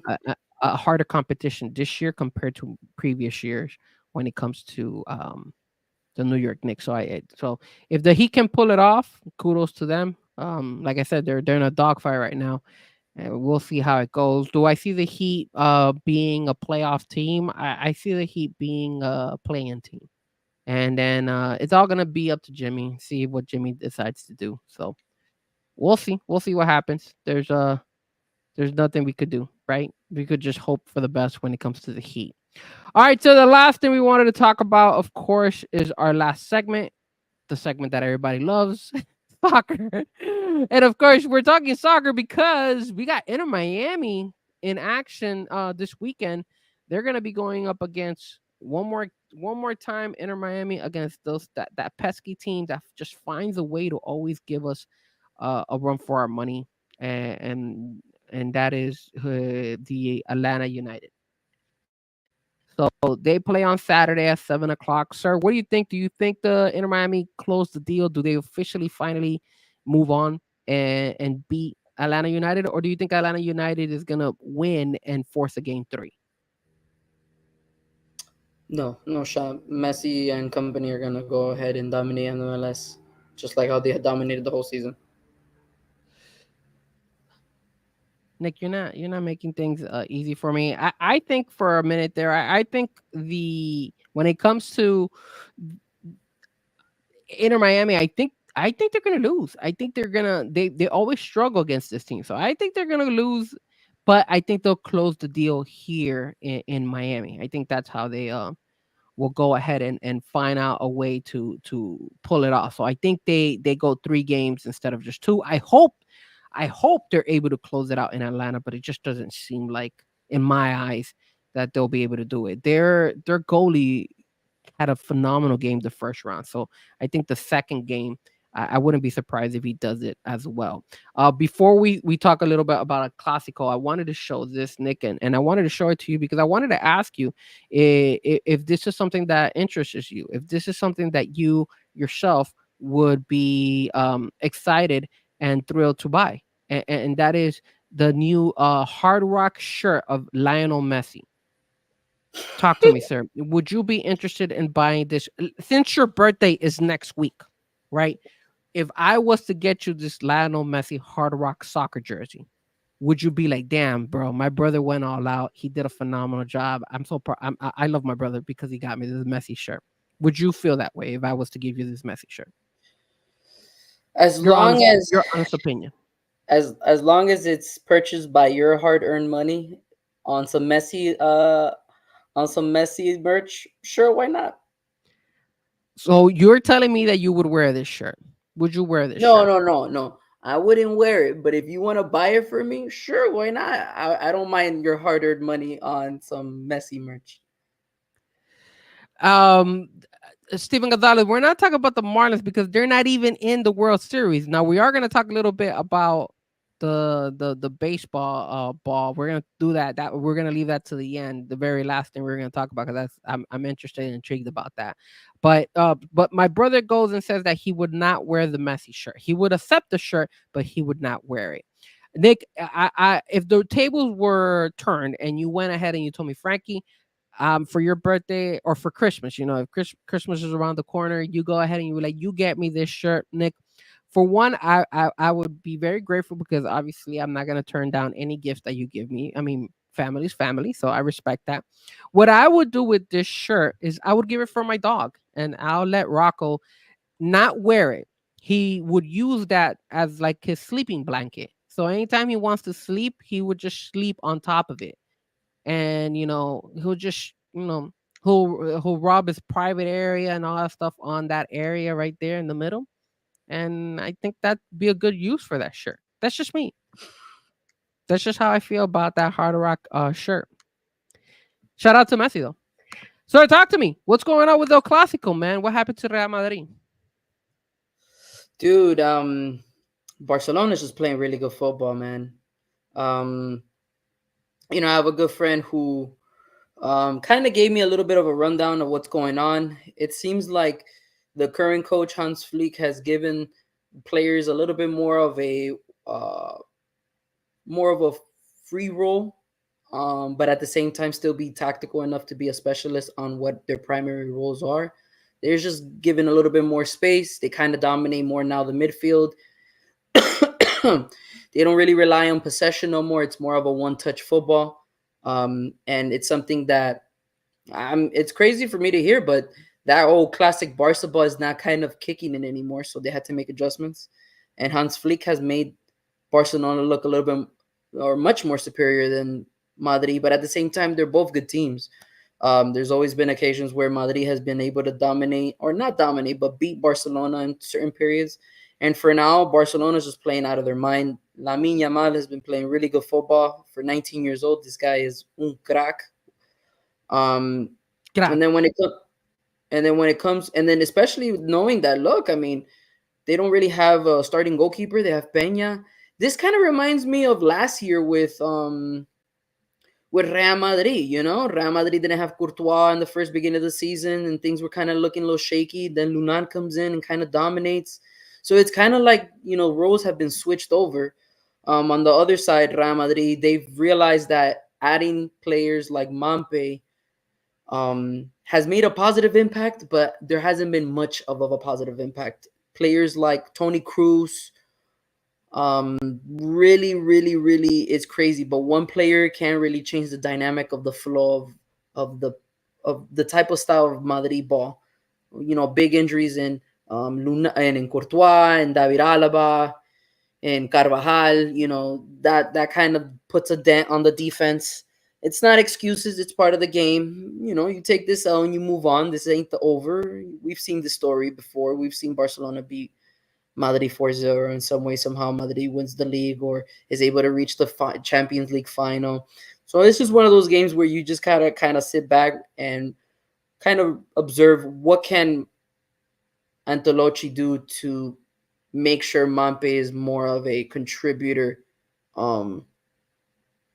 especially with this whole drama with Vinicius. And it's kind of like a little bit what I was afraid of. There was just too much talent, not enough chemistry, and it's kind of biting now.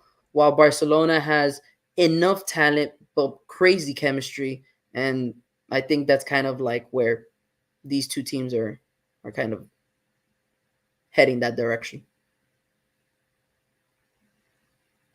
I wanted to ask you, Nick, what do you think about the Ballon d'Or winner?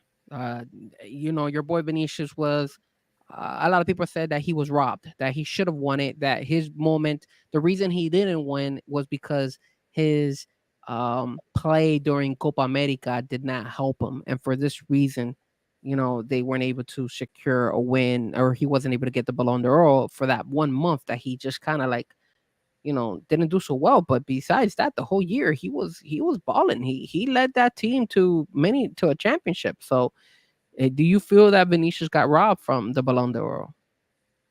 I don't want to say robbed, but I do find it funny that every year there's always something weighted more than the other year due to different tournaments that year. I mean, if we look back when Messi won the World Cup, he won the Ballon d'Or, right? He didn't do much in PSG. Well, he contributed a lot in PSG, but he won the tournaments that mattered the most. While Louis on the other side of the spectrum had a statistical crazy year. And well, no, I think it wasn't it the guy from Man City. I'm sorry, Haaland. Or Haaland? It was that one of those years where it was Haaland or Louis. Yeah, it was Haaland. So it's just funny that there's very different ways how each year is weighted on based off on, you know, tournaments. And if you do really well during a tournament at the same time as the team, I mean, it's kind of hard to really not put into perspective what Rodri did, but at the same time, I mean, we can't. I mean, there was a picture that I had sent to our good friend Flam, which was Vinny. He had like about, I want to say 28 goal contributions. He won La Liga. He won the Spanish Cup. He won the Champions League. And I think he won Tournament of the Champions. And then Rodri did the same with his acolytes. He was player tournament of the Euros, won the Premier League, was one of the top center defensive mids in the Premier League, and then you had a third guy, and it was Arturo Martinez, Golden Boot winner in Copa America, won the league with Inter Milan, and I believe he won the Super Italian Cup with Milan and won the Copa America, and he was the Golden Boot, and no one has brought up his name. You get me? So it just depends on like honestly, what those Ballon d'Oro ballots really weigh on at the end of the day, to be honest with you. Absolutely. I wanted to go ahead and give a shout out to Chelsea. They did win this past weekend against Newcastle 2-1. A great game. I saw that game. And shout out to the women of soccer. They had a friendly against Argentina. I believe it was yesterday, and they won 3-0. So they defeated the Argentinian women 3-0. And they had another game over the weekend. I believe they played against Great Britain, if I'm not mistaken, and the women of the American women showed up, and they also won that game. Let me make sure. Was it on Monday? Wait, they played that one. It was Iceland. So they played Iceland on Sunday, and the American women won 3-1. So shout out to the American women as well. Sir, last thing. Anything else you want to talk about before we talk about the last thing? Can I share something with you? Yeah, share it on the screen. Just go to you know how to share, right? Yeah. Hold on. Let me see. Where are they? Man, they're nowhere to be found. That's crazy. That's impossible, bro. And just to give you guys an update while my brother's looking for that, the Heat are losing 114-102 with a minute left in the fourth quarter. So it looks they're gonna lose. And in the World Series, the Yankees were up. It looks like now the game is tied. So the Yankees and the Dodgers, top of the fifth, both of them are tied 5-5. It looks like the Dodgers just scored 2 runs. This is ridiculous. So the Yankees scored 3-1 in the first 3 innings, and the Dodgers are killing it in the 5th inning. They've scored 5 runs to tie this game. So come on, Yankees. You got to pull this off. I am rooting for the Yankees in this particular case. Sir, so I want to talk about a little bit something. I know we don't have much time, but I want to leave this in your case. This is the global football rankings. And just to let you know, I wanted to shout out to the MLS. They're number 9 best right now in the world. You know, I know back a couple of days ago we were talking about are the MLS an actual tough league or not, based off on what certain players have contributed and won trophies. So I just want to leave that in a note that MLS is the 9th globally ranked. Are you trying to take a shot at me? Is this a shot? Is this a shot you're taking? So sir, don't come with that crap. Lay it out there. If you want to go ahead and lay it out there, tell the viewing public what we were talking about, and I will defend my case, sir. Because I know where you're going with this. My brother feels like the MLS is not a strong league, and I'm not gonna lie to you. I agreed with him, but I didn't think they were gonna be this high up in the ranking. I mean, they're above Argentinian football. It's quite impressive. I'm not gonna lie. Okay, so the whole backstory behind this was that my brother. There's been people talking about how, you know, because Miami did a phenomenal job, they won this amount of points and all that stuff, that Messi has been the savior. That thank God for Messi that he has made it. He is the GOAT right now. He, at his age, he is killing it. Wow, amazing. I love you, Messi. I love you. But that is not the case. I am an Inter Miami fan. It's the same concept that I use with Tua Tagovailoa. I am not a Tua fan. I am a Miami Dolphin fan. I am not a Messi fan. I'm an Inter Miami fan. Do I like Inter Miami Messi? Yes, I want him to succeed. I want him to win. But I'm not going to go out on a limb and say that he is a GOAT in Inter Miami. Look at the stats when you look at Luis Suarez. He has almost the same stats, yes, with 9 extra games. But if you take out Luis Suarez out of there, Inter Miami doesn't have this record. Now, this was the argument with me and my brother. People were saying, hey, Messi's number one and all this crap. And what about Cristiano Ronaldo? He sucks and all this stuff and all. I showed my brother stats. If you guys remember, during the preseason, Inter Miami played against Al Nazir and Al Hilal. Both of those teams that were Saudi teams. And they lost 43 to Al Hilal and they got spanked by Al Nazir. I think it was 3-0 or 4-0. And this is what I told my brother. I think MLS is a better, well-rounded league from top to bottom. I think the Saudi league has higher, better teams up top, but their lower tier teams suck big dick. They're terrible. That's the reason why I feel that the MLS is not superior than the Saudi league, because the top 4 or 5 teams in the Saudi league are way more better than the top 5 or 4 teams in the MLS. And why do I say that? Because the top team, Inter Miami, who played in the preseason against Al Nazir, Al Hilal, which are the two of the two top teams in Saudi Arabia, they got spanked, and it was the same group of teams, same players. Messi was out there, Luis Suarez was out there, same guys. Nothing changed. Busquets was out there, Jordi Alba was out there. All these guys were there, and they got destroyed. And yes, I know it's a preseason, but if they were really, if Miami, who has the best record in MLS history, and they can't even compete with Al Nazir, then I'm not going to go out on a limb and say that the Saudi league is trash. I think their upper tier teams are better than their lower tier teams. I think that's where the MLS stands out. From top to bottom, they're a little bit more competitive. In the Saudi league, I think the top 4 or 5 teams are a lot stronger, and their lower tier teams are trash. That's the difference between one and the other, in my opinion. I don't know about you, Nick. I think you feel like the MLS is better overall, no matter what, with the league of the Saudi league. Sir, I know you like to push me and help me grow, and I like to push you back. And this is just a challenge, and I just wanted to see what your reaction is, because I was a little surprised myself. I'm not gonna lie.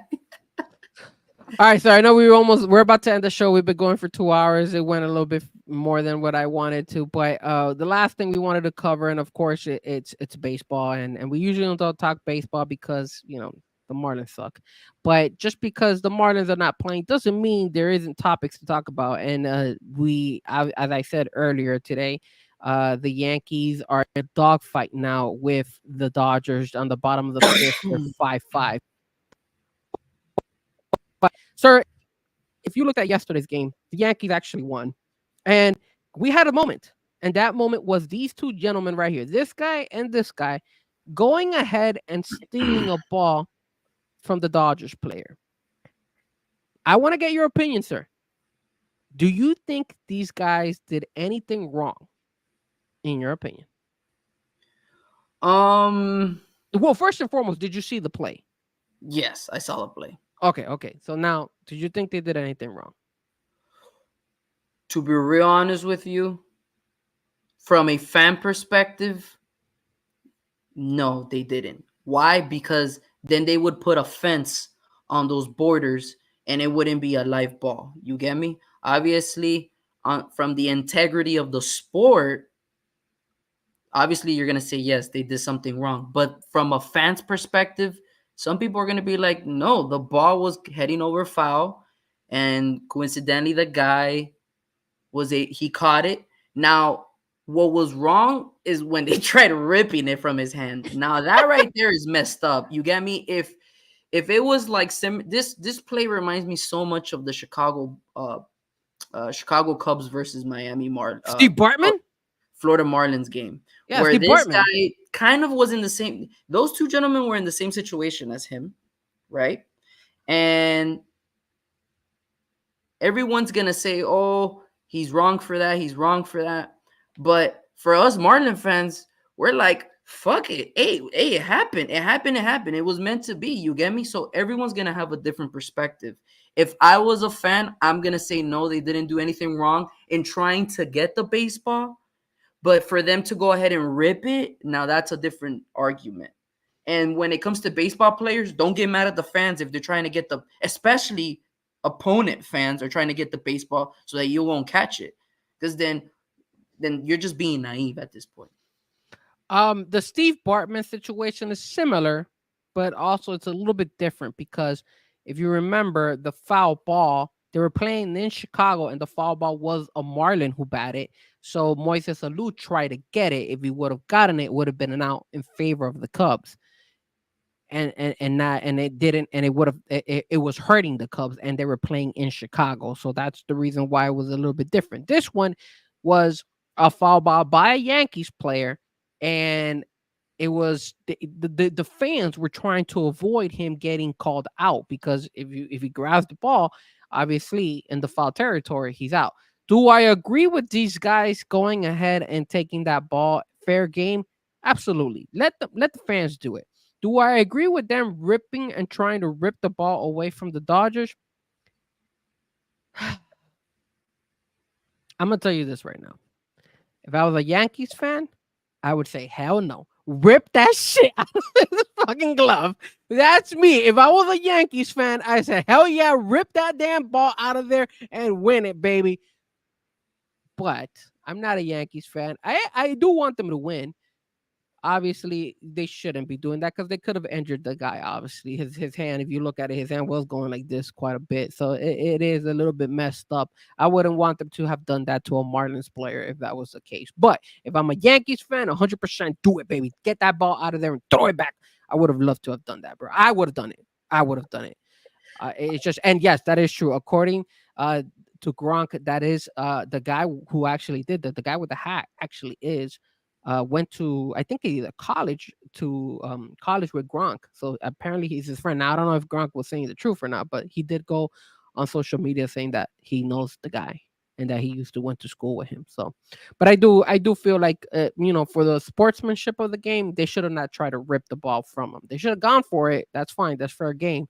But rip it from his glove, that is kind of messed up. But again, if I'm a Yankees fan, I'm 100% going for it. Do it. You really think I would have cheered him. You really think all the Yankee fans would be like, "Damn you're a disgrace as a Yankees fan because of the sport." You're gonna have fans like that, but you're gonna have a lot of fans that be like, "Yo, good shit, bro." Hell yeah. Well, they actually, Barstool had him and they interviewed him, and Barstool actually said to him, they asked him everything and he was answering everything clear cut. He was like, "Look, man, I've been a season ticket holder for many, many years. I've been going to I've gone to every single Yankee playoff game, every single one. I've been a Yankee fan since I was 12 years old because of my dad."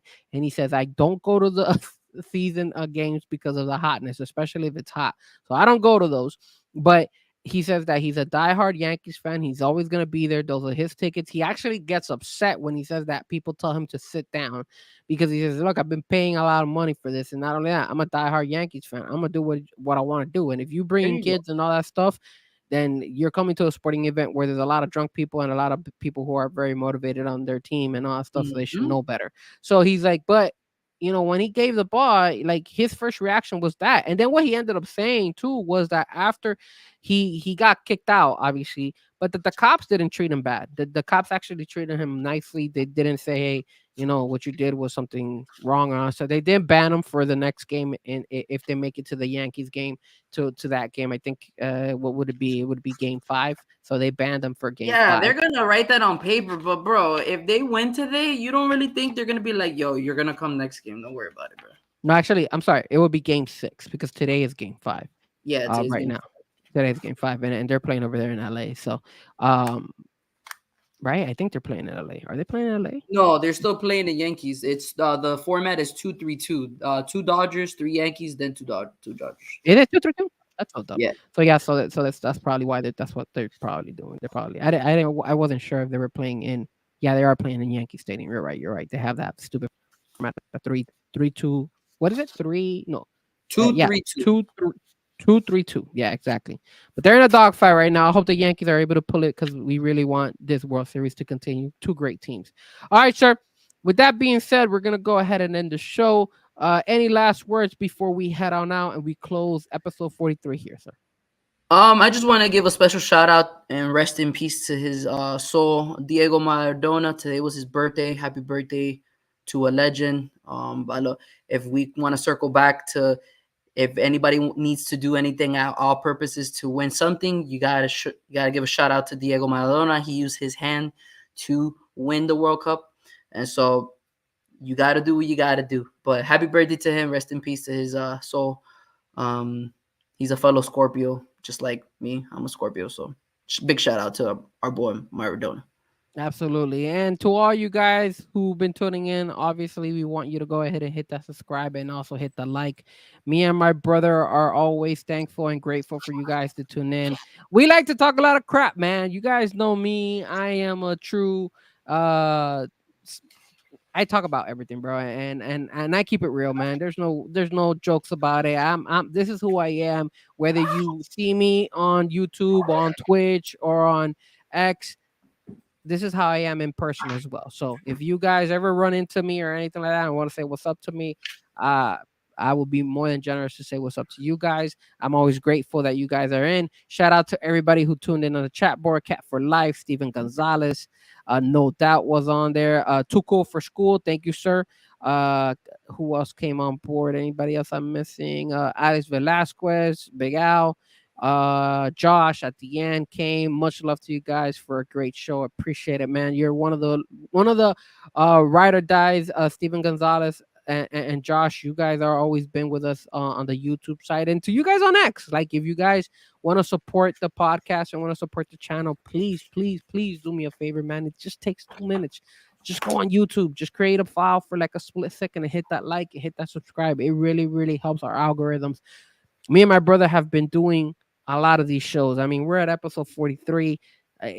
Look, my brother's busy. I'm busy, but yet we still find a way to do the show, not only for us, but for you guys, because I enjoy having this moment with my brother. We kind of figured this being like a tradition now. Like, yo, we got to do these shows just for the hell of it. Me and him don't talk as much on the phone sometimes, so this is a good way for me and him to talk. And then obviously you guys time in, because I see you guys as family now. Like, as soon as I see Steven, Josh, No Doubt, if I don't see you guys on the chat board, I'm already like, where are these guys? Alex Velasquez is his name. Alex Velasquez. Yeah, Big Al. I mean, Big Al only comes because he all of a sudden he became a UN fan this year, but he was never a UN fan. He just started becoming a UN fan. He's jumping on that bandwagon. Cap for Life, man. Cap, I miss you, bro. Always a pleasure to see you here on the chat board. Chat as well. Too Cool for School. Love that name. To all you guys, thank you so much. Like I said, we're gonna be changing some stuff. Obviously, we're gonna be moving from this platform, from StreamYard, and I'm going to be moving to a different platform. So it's going to be a little bit different. I'm going to make some changes. It's just a matter of time. Obviously, it's going to probably take about a month or so. That's why you've seen some new little cool effects on the Square Circle Digest podcast. Don't forget to follow my boy Stanley Media House. And if any of you guys are interested to go into the AEW pay-per-view in December 28th, let me know. Send me a message on Instagram, send me a message on X. You guys can find me as Frankie Fresco or Fresco Music. It's down here. You can see it here. Just send me a quick message, be like, Frankie, I'm interested and whatnot. I have an extra ticket. Me and Memo are gonna go. I'm gonna rent a car. We're gonna rent a place to stay while we're there. If we get another person, we might just go ahead and do an Airbnb for the weekend. That way we could just enjoy. If we do 3 of us, we could just do an Airbnb or something. But we want to kind of do a thing, and then obviously Sean will be there as well. Sean is gonna be with us. I don't know if he's gonna be staying with us, but I know Sean is probably most likely gonna be. We're gonna be doing a show up in Orlando for the AEW pay-per-view, so it should be fun. So it's gonna be a great event. You want to hang with us and do stuff with us and get to know us, and you never know. I mean, if we decide to do collaborations, like that's one thing that we're both always open to do collaborations and all of us work together. So shout out to everybody. I know I'm blabbering here. Detrapio, Nick, thank you so much for being here with me. Hopefully, happy birthday. Obviously, early happy birthday for you next week. We won't be on next week because it's my brother's birthday. We want to go ahead and celebrate it. So if you guys follow Detrapio on all social media, don't forget to go ahead and send him a quick happy birthday next Wednesday. That's when he's turning 21. And then obviously, Everyone. NXT. Don't forget to watch that NXT ECW. We're definitely gonna go ahead and check that out. And then for the Squared Circle, we're not gonna be doing a Tuesday show. We're aiming for Thursday. So if you guys tune into the wrestling podcast, me and Sean, we're gonna try to do it on Thursday instead of Tuesday because Sean is going to Buffalo. He's gonna go see the Buffalo Bills spank that ass. So shout out to those Buffalo Bills. I hope to destroy the Miami Dolphins, and we keep tanking. We need that tank. We need that top 5 draft pick. So for everybody here, and let me talk to you once again. Thank you so much, and we'll see you 2 weeks. 2 weeks. In 2 weeks, we'll see you. Happy birthday, my brother. We will definitely be back. Later. Let me talk to you. The biggest icon in wrestling. Yeah.